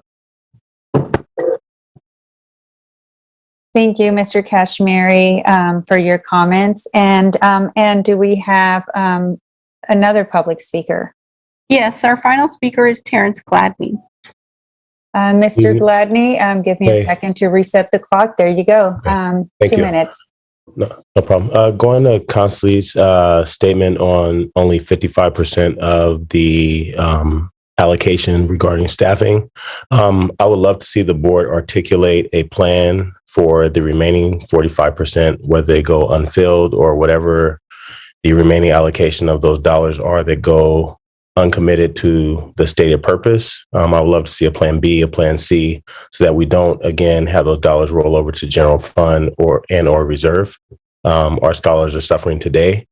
Those dollars are for today, and our scholars generated those dollars for this year. So I would love to see a commitment from the board and staff for that purpose. When I think about the current landscape of our community, as I walk around the city, I see like masks, right? They're the new litter. They're the new gum wrappers. They're the new everything. I think that it really is a microcosm of the way our district has historically done business. When I look at our small schools and the dollars that we've chased to build those institutions, and whether or not they should exist as standalone institutions or if they could exist within our comprehensive high schools, I think that as a result of us chasing dollars. When I look at our TK projections, I think about when I had conversation with previous boards and staff about why did we put the first TKs, programs at schools like Theodore Judah when schools like Leotada Floyd serve misrepresented and opportunity, basically populations that don't have the privilege to send their kids to school prior to enrolling in our school district. The information I received was that there was a desire to have those programs be successful. If we're talking about equity, if we're standing on equity, why do we have 10 TK programs and only 4 of them exist in underserved populations? Mr. Gladney, can you please wrap up your comments? I sure will. And now the dollars are there. I hope that we prioritize those communities that do not have the privilege and resources to send their students to K-12 learning opportunities. Thank you. Thank you very much for your comments. And he was our final speaker, Ms. Moretti? Yes. Okay, thank you. And with that, we bring back the discussion to the board. This is an informational item, but Board Member Morawski, go ahead. Thank you. And I always love a presentation by Ms. Ramos and team. It's always clear. It's always, it's not always good news, but in this case, it is good news. So thank you very much. And nice to hear from you, Leilani, as well. So I've been reflecting and thinking a lot about, where we are and, what we've done over the last 3 years since I've been on this board, and the severe fiscal crisis that we came into in 2018, and the way we've had to manage things. And we are in a different place now. So I think, it's up to us as a board to think about what we need to do differently to reflect the place we're in right now and going forward this year. So I have attempted to make, rational decisions on this board, and tough decisions that are not popular, to reduce the number of positions we need to kind of the minimum to meet the student need, based on formulas. So that is a best practice from a fiscal perspective. And in normal times and long term, it's the right thing to do. We have to keep resetting. But I do feel like things are very different this year. And I did hear earlier, David Fisher said there's no such thing as an extra teacher. So right now, I am much more aligned with that idea than what we've done in the past as a district. And over the past 3 years. So we're in a very different situation now, different labor market, different fiscal situation, and the needs of our students are even more dire than they were pre-pandemic. So I think, it's rational to think differently based on different circumstances. So I do have some thoughts I want to share with you, with my colleagues here, and encourage you to think about, hope to hear from you about what how you feel about this. But given that we're in the throes of kind of budget development right now in our system, I really think it's a good time to have this conversation so we can, as a board, kind of step forward, give our superintendent and our staff, our schools, some big picture guidance on what we should do differently this year as we're developing the budget. So I would be interested in hearing back from my fellow board members on your thoughts. But basically, what I'd like to see this year is, instead of kind of hewing to the formula-based staff reductions, I would like to see us err on the side of stability and holding on to as many of our staff as possible, and as we hire more staff, as was discussed. So I would like the district to come back with a budget proposal that, and I don't want to micromanage this process, but I would like to see some creative solutions to where we could hold on to as many of our employees as humanly possible, to keep folks in place to serve our students. We don't have enough adults in our system, and we need to lean on the relationships that have been built in our school communities and try to seek that stability any way we can.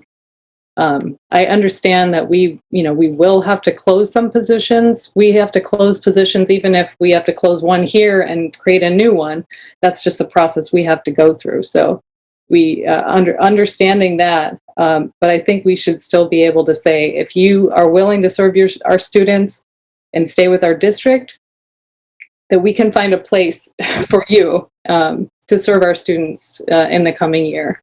So based on student need, we might need to do things a little differently, but in the past, I think we've had to manage our staffing so tightly that we put ourselves in a really difficult spot, and we have been behind the 8 ball in trying to hire and staff and make sure, as Rich Vasquez reminds us all the time of, having a credentialed teacher in class the first day of school. Now, there's a lot of reasons that go into that, and nothing is a silver bullet, but I think we need to do whatever we can this year to make that possible for as many students as possible. So we are in a different place. We have federal dollars, as Mr. Gladney mentioned.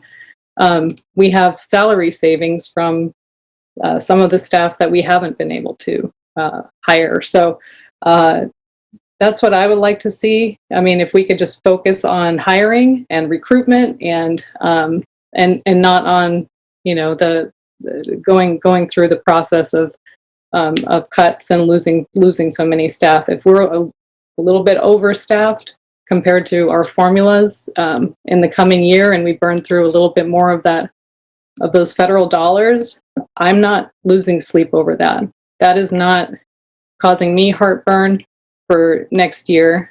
I wouldn't recommend this kind of strategy on a long-term basis, but I think given where we are fiscally with the needs and everything else, that's what I would like to see. So thanks for the opportunity, and thanks for bringing the good news. Thank you, Board Member Morawski. Board Member Rhodes. Yes, this was a very pleasurable presentation today, Rose. Really appreciate it. I'm to kind of piggyback off of Member Morawski, I'm aligned with Member Morawski and what she was saying. I've kind of been in that frame since start of the board. I remember last year when we made the cuts, I believe I was the only board member that said we shouldn't vote not to make the cuts for our staffing. And so I'm aligned with that. But going back to the good news, I'm super excited about the expanded learning opportunity program, like that 3.4 billion. I come out of the expanded learning space. And so I always think of expanded learning as one of the cornerstones to what we do here in the district. We heard it from my mother earlier around how expanded learning programs has really changed the outcomes for her student and really aligned them with his educational success during the school day. And a great expanded learning program does just that. Expanded learning is just not about having your kid there and doing sports activities and them a place to be and safe, which it is, but it also can be very powerful to aligning academic successes throughout the school day. And any good expanded learning program works with their schools administrators to do that alignment and provide that extra assistance. And so with this extra help, we can see more of this in our district. I'm also very excited about the special ed funding formula. That's one of our biggest things as in education funding that is that always hits us really hard, and to see some headway in that as well is very exciting. I'm generally excited, but I like temper that excitement with knowing that we have to wait and see what everything comes back, and we won't get those true numbers until after we accept a budget here. But luckily, Rose, you get to come back to us with all the information, and knock on wood, there's some wood right here that it comes back airing in our favor, airing in our staff members' favor, airing in our students and community's favor, because that's what it's really all about. So I'll leave it there. Thank you so much, and I'll defer the rest of the conversation to my colleagues. Thank you, Board Member Rhodes. Just want to make sure that I recognize other board members who won't have comments, questions. No? Okay. Well, I'll go ahead and then chime in. I too want to join my colleagues in changing the conversation about how we plan to meet the needs of our students next year. So we all thought that COVID would be over by now, but the reality is this is the third school year that we're dealing with COVID, and our students are falling farther and farther behind. There's just too much instability. This last surge continues to remind us that that we're just trying to keep up. We also know that last year we lost 1,600+ students, and that and we also don't know that these families are coming back to us, to our schools. We know that we have fewer students, and that, based on the formula, means less staff. So that's logical. But even though we're serving fewer students this year, and maybe even next year, because that's how we're trending, our students have greater needs. And so it just makes sense to have a system, to budget for a system that is set up to meet the needs of our students. And I feel excited that we can actually do this. We can actually do this by spending our one-time funds. That's exactly what they were meant to be spent on, to address the impact of COVID. And here we are. We're seeing it, feeling it. Many of us are parents in this district. We know what that's like. So we are in a position where we can do this, and we should. We also know that next year, Leilani went over these, programs that are going to start next year. Districts are required to ramp up. TK expansion is happening next year here in Sac City Unified, and we're going to get funds for that. That means we also have student growth. We're going to serve more students. Universal meals. Districts will be providing 2 meals per day free to all our students. Somebody needs to make those meals. Somebody needs to serve them. So we're going to need more nutritional staff. Late start times for middle and high schools. That's starting next year. That's going to upend our schedules, and that could potentially impact transportation. So we need to figure that out. We may need more school bus drivers. Expanded learning opportunity programs. Leilani touched upon this.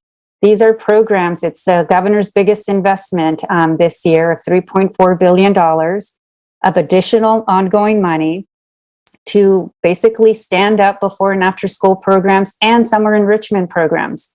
That's supposed to start next year. And then all the grants are available.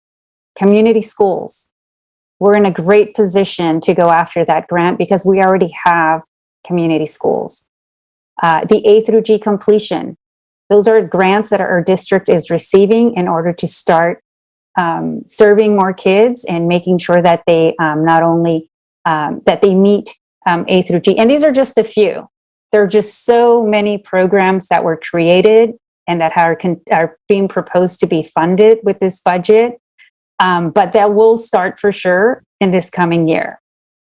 We also know that our system, because of what we had to do the last few years to just stabilize this, our fiscal, our fiscal situation, and also to avoid receivership, because we were going to run out of cash. That is a fact. That meant that we had to scale back, and we have a very lean operation compared to other districts our size. So I also want us to focus on building a budget for next year that minimizes on layoffs. I know that some positions will have to go away because that's just kind of the natural course of things from year to year, but avoid layoffs. We may close positions, but avoid laying people off. We need the people in the system for the next year. And also we need to focus on filling vacancies. We know, we just saw that we haven't been able to fill those vacancies as quickly as we want. And we need to focus on hiring more people. And I know that we need to hire people at the classroom level, but also in the central office, because somebody needs to help implement all these programs that have to be made available at our school sites. So it's going to be hiring from the classroom to the central office. And so I do also want to have a specific ask, Superintendent, that our staff does come back with a budget plan that makes all these accommodations. I'd like to understand what the needs are. What is it that our students need based on the data that you're seeing, where the needs are the greatest, which school sites, so that we can start thinking about how existing staff in the system can start, meeting those needs. We also need to think about how staff may have to be assigned or reassigned to meet the needs, because we may have lower enrollment in one site, but we have greater needs in another site. So we just need to figure out what that looks like, because it just can't be based on formula so strictly in the sense of the word. Subs. We know that our sub pool it needs to grow, but also we need flexibility with the subs. It breaks my heart to think that so many of our schools have a need for subs, and they just can't get subs because subs don't want to go there. So we need to correct that. We need to figure out a way to correct for that. And I don't know what we do. I mean, if it's permanent subs at a particular site, and then they just stay at that site and they fill in wherever the gaps are. You all are the experts who can figure this out.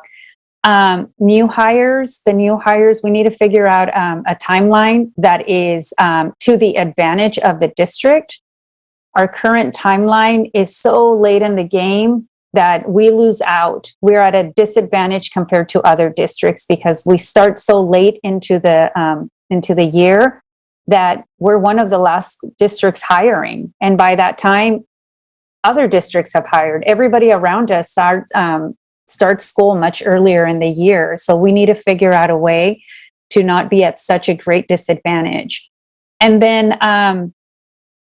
then we also need a transition plan. We need our exit plan from using one-time funds in hiring new staff and retaining staff, and figure out how we're going to move from using one-time funds to using ongoing funds.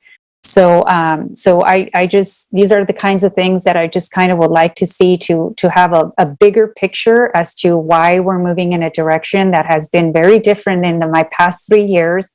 And I'm excited to do that because we have this opportunity, but I think we also need to be very informed and responsible in how we move forward. And then lastly, at some point in time, we need to agendize a broader, more in-depth conversation about enrollment and attendance, because that's basically how we get funded. Our enrollment's going down, our attendance is going down. So we need to have a deeper discussion. We get these monthly reports. I look through them, I see the trends, but we just need to have that opportunity to have a conversation about context and what this means for us. So with that in mind, if I don't see any other comments, then we're going to bring this discussion to a close. And Superintendent, I'm not sure you have your mic. Yes, I do. Okay. So I don't know if you want to make comments. Yeah, just very quickly. Thank you, Vice President Garcia. Thank you, board members, for your comments and questions and requests. We will, of course, gather around as a team and make sure that we are responsive to the requests that you've made over the course of the next meetings as we start the budget development process. A couple of things that I do want to note, board members, is in particular your commitment as part of the budget adoption in June to adopt the expenditure of one-time funds for the positions that Chief Ramos and Chief McCarn shared with you. Of course, we have access to more specific data points that looks at every job classifications. Where are we? And to the point of one of our public commenters, part of what we are going to be doing is really just looking at what applicant pools look like right now, what pipeline pools look like from our higher ed partners.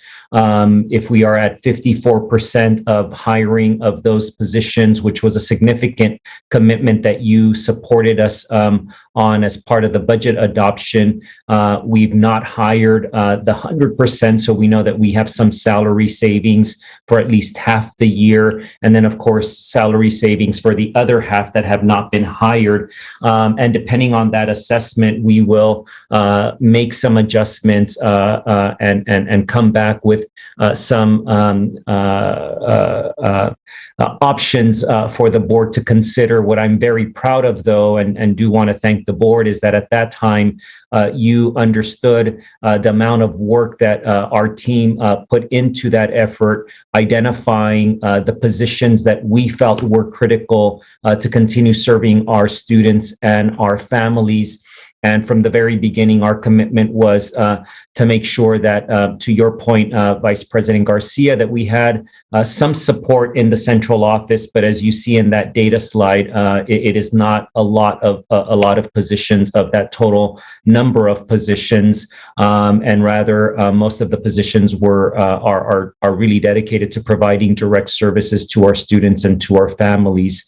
I say that because that was an exception that you made to the board resolutions that you adopted over the course of the last 2 years, indicating that one-time funds would not be used for ongoing expenditures, indicating that we would strive to have a more healthy reserve as part of our budget structure. But nevertheless, I really see this as an opportunity for us as your team to come back with some options that will achieve some of the principles that you've put forward. Vice President Garcia, you also mentioned the piece of the hiring and the timeline. There are some elements, as you know, that we may not be able to, we don't have the flexibility. Some of that is outlined in our collective bargaining agreement, but nevertheless, we will do everything that we can to try to get ahead and stay proactive within the boundaries of that language to try our best to hire, just as we've been doing. That has gotten us to that 50% hiring data point that we shared. By no means would I want the board to think that Consi, Chief McCarn, and her team have not been doing everything that they can to fill those positions. But we do think that offers some alternative for us to come back with some other options for us to pursue and continue to serve our students now that we can.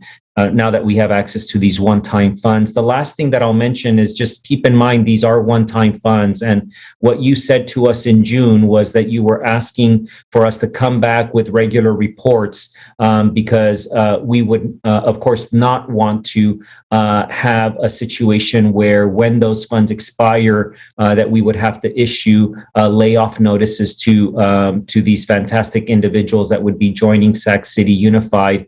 So we have an obligation to continue to be creative for the reasons that you mentioned, Member Garcia, in terms of the declining enrollment, how the best practices around staffing and budgeting that FICMAT and other independent entities have called on us to repair and to fix.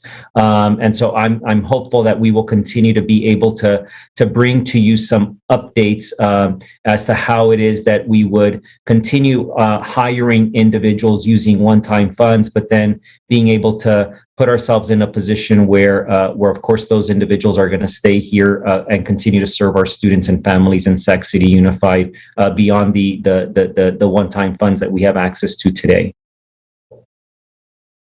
Thank you, Superintendent. Appreciate the comments and the feedback. And with that, we're going to end discussion. This is an informational item. So thank you, Rose and team, for bringing us good news. I feel like it's Christmas in January. And I know it's far from a done deal, but it's definitely looking very positive for education. So thank you. And with that, we are going to now go to item 9, and this is under communications, employee organization reports. Ms. Moretti, do we have SETA? No, no report. How about SEIU? No, no report. TCS?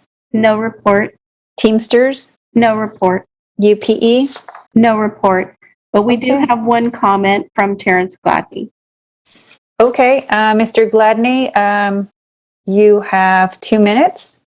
Go ahead. Thank you, Board Member Garcia. I'll try to be brief. I hear a lot in the different spaces that I navigate, whether it's LCAP PAC or AAAB or Bond Oversight Committee.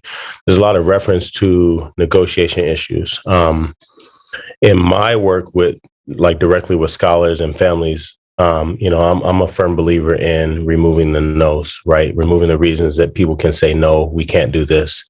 I hear a lot from the district about common assessments and the obstacles and walls that it creates or the lack of common assessment creates, right? These narratives that are sort of portrayed.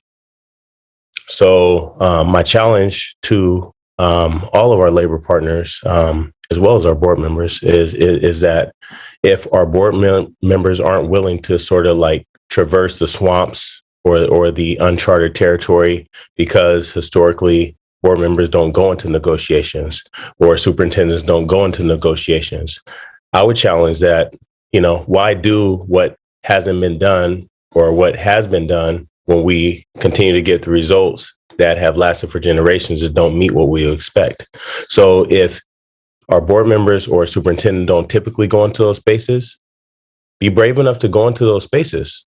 And to our labor partners, if that is the retort that's being portrayed and the narratives that's being passed in these spaces by parents and community partners, dispel the myths and put everything out on the table. A long time ago, a district employee told me that the only way to get the district to respond is to shame the district. So to, those that I know in the labor partner environment, shame the district, call their bluff, show your hand, and force everybody to the table. Whether you guys need to get students to the table, whatever the case is, we have to do something different to get different results. Thank you.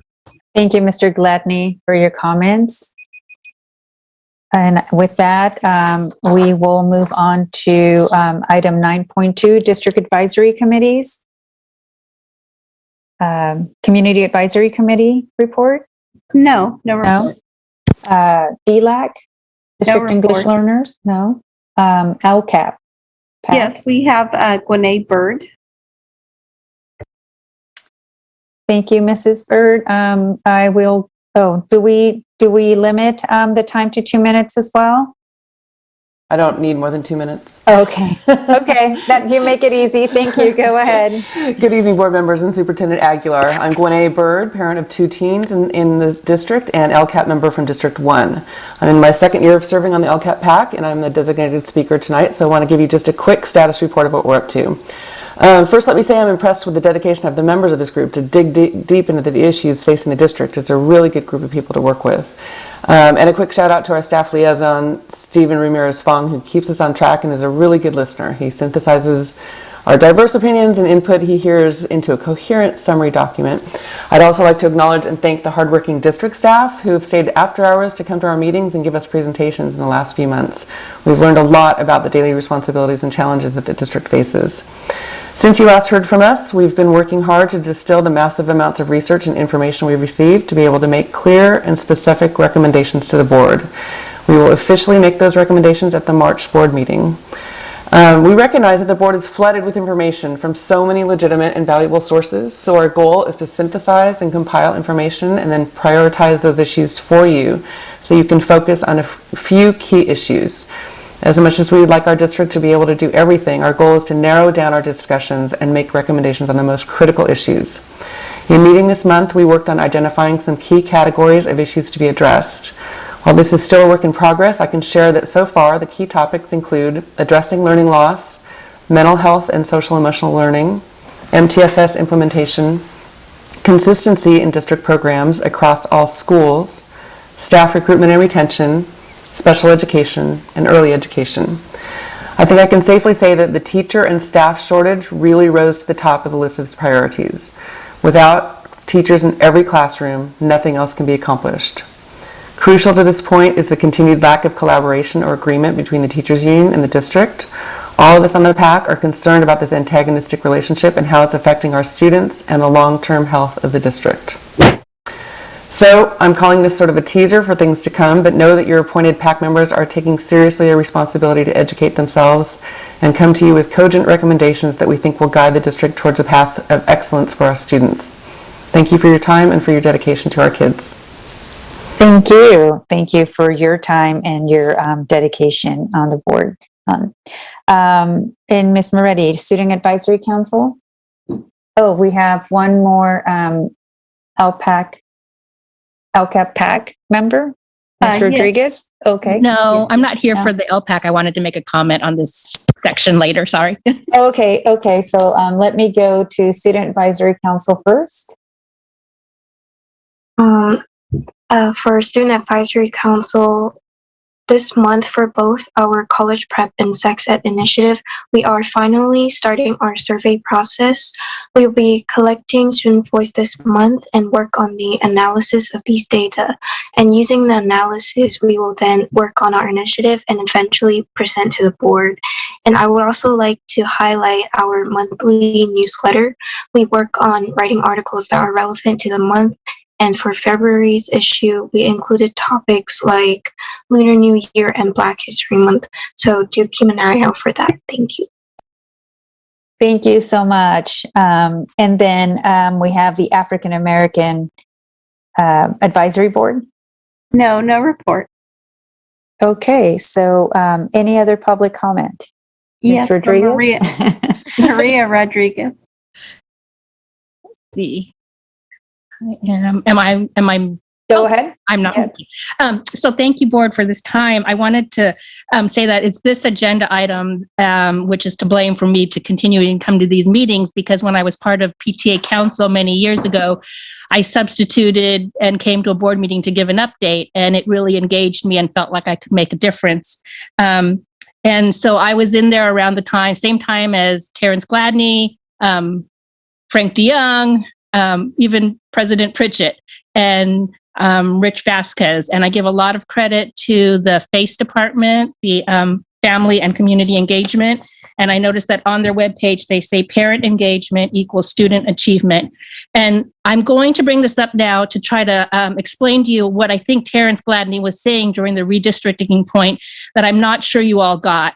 And in my opinion, the greatest disservice to equity in our school district is open enrollment, where families who have the privilege are allowed to go to other schools, leaving other schools to just decline. And I think what he was saying was it's fine to redistrict, but you're not addressing the critical problem, which is these schools.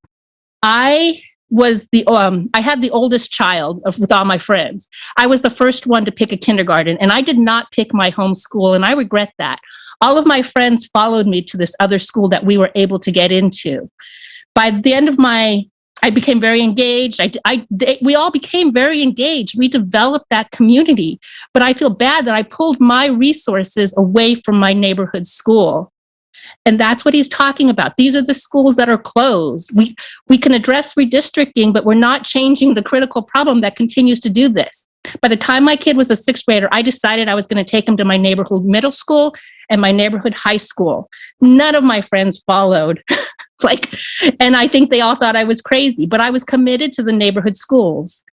Anyway, I just needed to say that. I needed to thank the people that have always engaged me and brought me to this point. Thank you. Thank you, Ms. Rodriguez, for your comments. And with that, we're going to move on to... Excuse do we me, have another one? Terrence Gladney has raised his hand. Okay. Mr. Gladney, go ahead. You got 2 minutes. Quick, I just hope that you guys acknowledge Maria's expertise and experience as a treasurer and as a finance aficionado. She was the best treasurer I ever could have hoped for as SAC Council PTA president. I'm not going to mention her kids directly by name, but B and C, I hope that they're doing well. When you talk about connecting the decisions that you make directly to student impacts, students have names. Like when I think about all of the students, and shout out to board member Zhang, you're a senior student with my daughter at Kennedy. When you talk about students, they have names. They're not just numbers. They're not just data. Build relationships with these scholars, with these future leaders. Like they're not just decisions or votes. They're not just numbers. When you guys acknowledge board member Zhang, it's not an afterthought, except that is actually an afterthought. You guys forget about her presence, but her presence is actually the presence that will keep you guys grounded and attached to a moral compass that reminds you that you are here to do the work of students.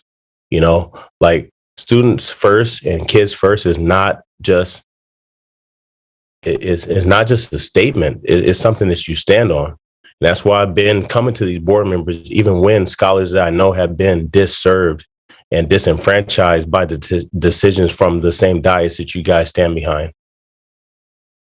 Stand on something. Stand on board member's name. Stand on her shoulders. If you ever have a question about the decisions that you make, look to her, because her words ring true through and through, and they will last beyond you guys' terms. When she goes on to do great things, you guys will try to claim attachment to her greatness. But think about whether your actions actually align with what she stood for and what she spoke. Mr. Gladney, please wrap it up. Okay. Thank you so much for your comments. And Ms. Moretti, was he our final speaker on 9.2? Yes, that was the final speaker. Okay, so now moving on to item 9.3, Superintendent's Report.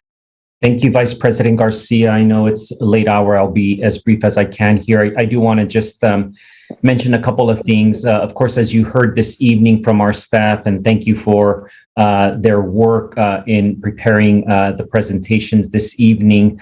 Of course, the health needs of our students continue to be critical for us to be able to keep our schools open. This week, we are finalizing the distribution of KN95 and KF94 masks for students. We'd already distributed them to our staff as well. We've offered 5 masks to every one of our students in our district. That was a very, very big undertaking and involved staff from distribution services, school administrators, office managers, site leaders, teachers, campus monitors. And I just really want to take a moment and thank them, because we have a lot of staff members that are working late into the evening, very early morning hours, transporting boxes and boxes of PPE.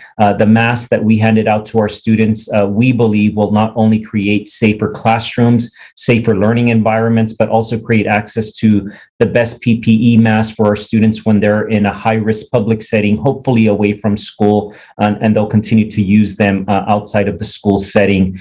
As you know, board members, and to our community, COVID and this Omicron surge consumed much of our work that we did in January, but that was not the extent of the important work we conducted that month to address the well-being of our students, families, and staff members. Our district has a very diverse and committed leadership team who are working hard to pierce through the inequities and improve the social justice and advance a social justice agenda so that everyone feels included and equally supported. Yet, as we all know, we have had well-publicized incidents of racism, and they indicate that we still have a lot of work to do. I wanted to just mention, as you know, that we believe that we've taken a very proactive step by engaging a longtime Sacramento community member and lawyer with extensive expertise in social justice and civil rights matters. Mark T. Harris is an attorney who will continue to provide an impartial review of our ongoing independent investigations that we've initiated to ensure that the process is credible, it's thorough, it's swift, and it's, of course, very objective.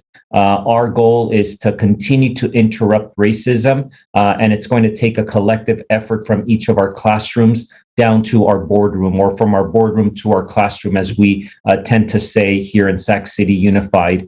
One important step in that journey is the anti-racism training that our district has mandated for all staff and for our district leaders. As you know, the training was provided to all of our teachers as part of their professional development at the start of the school year. Our community demanded that we move away from making these types of professional learning opportunities optional. And of course, we made it mandatory. Our school site leaders, our district leadership team have participated in the same training. And I want to applaud and take a moment just to recognize you as our board members for having begun this important professional learning last month and continuing with 2 additional sessions over the next weeks. This is taking place on weekdays, as you know, from 5 to 9 o'clock in the evening. And I know that just takes a lot of time and energy, and I want to acknowledge your work as a board. Continuing on the subject of inclusion, diversity, outreach this month, we've been strengthening our partnerships with organizations that can help us connect with families and students that have been hardest to reach outside of our school buildings. Ms. Flores is engaged with partners, community-based partners, UC Davis, to try to figure out how to increase vaccination rates among our African-American students in our hardest hit areas throughout Sac City. We also this week have begun working with the Mexican consul, Liliana Ferrer, who has also offered to support our efforts to continue seeing vaccination rates go up. And on that, on a related front, I did make a commitment to encourage our community to look into an annual effort that the Mexican consulate has sponsored called Steps to College Fair, which is going to be held this Saturday, February 3rd. It's the largest college fair in Northern California to connect all students with college representatives, with special attention to those students who come from multilingual families. At that fair, students will learn about their finance options for higher education, which of course is so important to promote due to the March 2nd deadline to apply for financial aid, as well as the California DREAM Act. Finally, board members, I'd like to highlight a new effort led by Chief McCarn and her team in the HR department, celebrating staff who have gone above and beyond to serve our students in such difficult circumstances that we're calling our Employee Spotlight Program. Last month, we had over 67 nominations that were made in a 10-day submission period, 12 individuals in our elementary segment, 8 in our middle school segment, 12 in our high school segment, and 26 outside of our schools in other departments.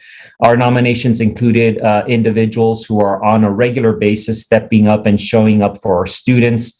They included employees with perfect attendance, those leading our COVID-19 efforts, both at vaccination clinics, testing sites, as well as employees who continue to go above and beyond to serve our students and families. I want to thank Chief McCarn and her entire HR staff for their work and energy in this employee recognition effort. We'll continue to bring these positive efforts to highlight the great work and dedication of so many Sac City Unified staff members.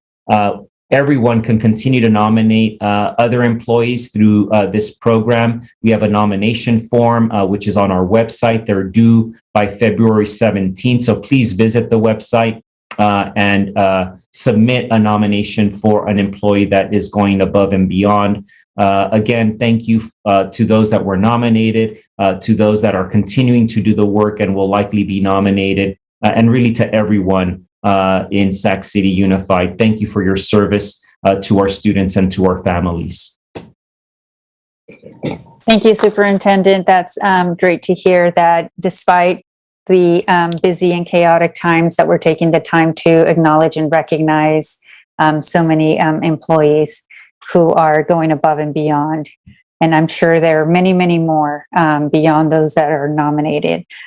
So now we're going to move on to... Excuse me, yes? Vice President Garcia. We have a public comment from Terrence Gladney on this item. Okay, thank you. And give me a second, Mr. Gladney. I'm going to set the timer for 2 minutes.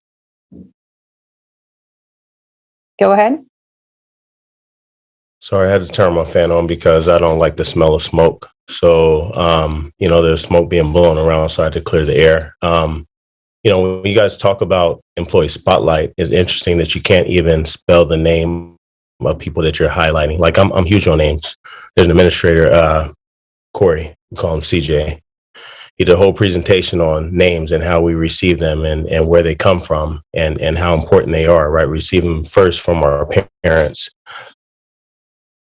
My name is Terrence with 2 R's and 3 E's. It's often spelled with an A and 2 E's, 1 R, right? So I'm huge on names and how we acknowledge people and acknowledge the names that they're given. So how important are these staff members, these teachers, if you can't take the time to acknowledge their given name or the name that they choose to be given or the name that they choose to be acknowledged by? So all this sounds great. It's a lot of words. It reminds me of a word search. We're trying to find the meaningful words in a sea of letters. But it's hard for me to accept that. A lot of times you guys have the final say. You're in an actual privileged position to have the final say on a lot of these agenda items. So a lot of times you guys' final statements go unchallenged. But just step back and really think about, do you reflect? What's up, board member Wu? I hope that I'm not disturbing your shun, but think about, are these final statements that you have really reflective of the words that are spoken prior to your final statement? It's easy to have the last word, but it's a lot more difficult and it's a lot more honest to step back and say, you know what? Did I say anything that made sense? Anything that really is going to resonate? I really don't have anything more to say because I don't want to waste my words on a unattentive audience. I'd rather waste my words or spend my words on my scholars. So thank you. Thank you, Mr. Gladney, for your comments. And do we have any other speakers, Ms. Moretti? No. Okay, now we're moving on to item 9.5, student member report. I would just use this time to briefly bring up an idea. I recall Member Garcia mentioned the sort of buddy system of student board members where 2 student board members work together. So there's always one member that knows exactly what their role is. I think that this allows for a smoother transition between student board members. And I think it'd be a great idea to implement this in our district because it's really hard to start fresh in a new school year, especially in the start of the school year where there are many new policies that should be implemented.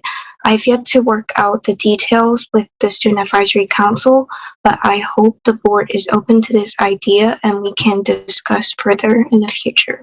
Thank you.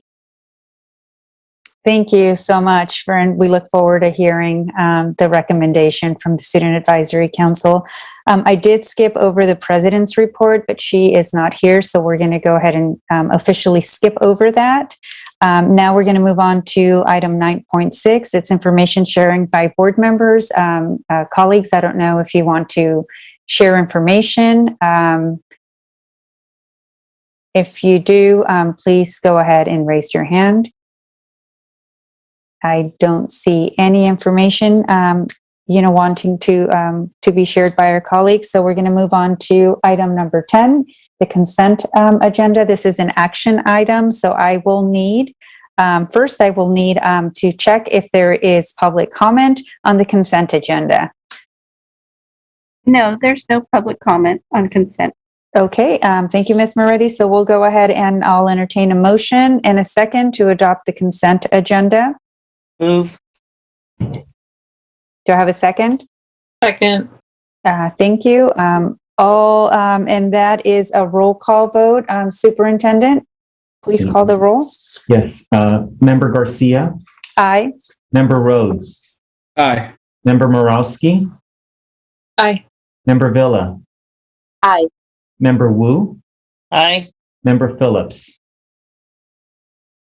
Aye. Thank you, Superintendent. Now we're moving on to item 11.0. This is business and financial information and reports. This is to acknowledge that we have received, Anne is flagging me. So what am I not doing? Did we get a student preferential vote on the? Oh, goodness.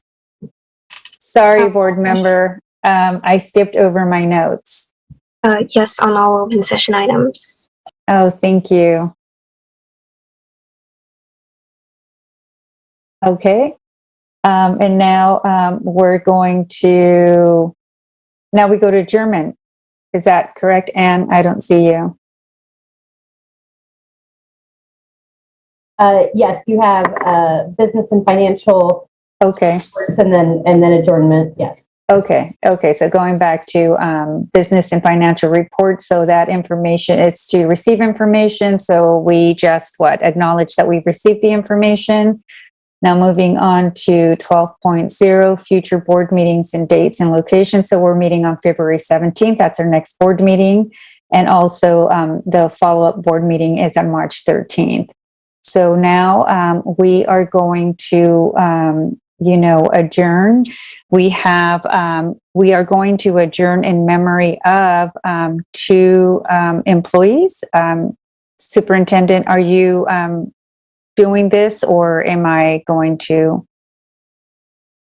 share the info? Sorry, Member Garcia, I'd be happy to do it. Board members and our community, this evening, we would like to adjourn our meeting in memory of Mr. Gary Yoshida and Miss Marvella Payne, who recently passed away, and wanted to thank and honor them for their service to our schools and to our students here in Sac City Unified. Mr. Gary Yoshida worked, take off my mask, sorry. Mr. Gary Yoshida worked as a refrigeration mechanic and also repaired cafeteria equipment in our nutrition services department. I had the pleasure of talking to his spouse earlier this week. He was a colleague in nutrition services, but more importantly, a friend to everyone that he met. He was skilled in his trade as a licensed contractor and a journeyman. He was trained by his dad, actually, as a teenager, and continued to use many of his father's tools every day here in Sac City Unified. Our team has told me, and I saw some pictures, that he was funny and charismatic, and he could figure out how to fix any piece of cooking or refrigeration equipment. He was resourceful. So much so that he would save old equipment parts and could never throw away anything. What others would have considered junk, Gary considered it a treasure. We honor Gary for his commitment to excellence and dedication to the Nutrition Services Department, and he will be missed by all. Also this evening, I had the opportunity to visit Tahoe Elementary recently, and we had also the passing of Miss Marvella Payne, a food services assistant in the Nutrition Services Department. She too, I had the opportunity to talk to the family, and just wanted to mention that Miss Marvella Payne passed away in her sleep next to her husband of 30 years earlier in January. And her family described Marvella as the most caring and unselfish person you'd ever come across. She was so happy and joyful that very few ever saw her upset. Her kindness will be sorely missed, of course, by our Tahoe Elementary families, but also just by our entire district, the Sac City Unified community.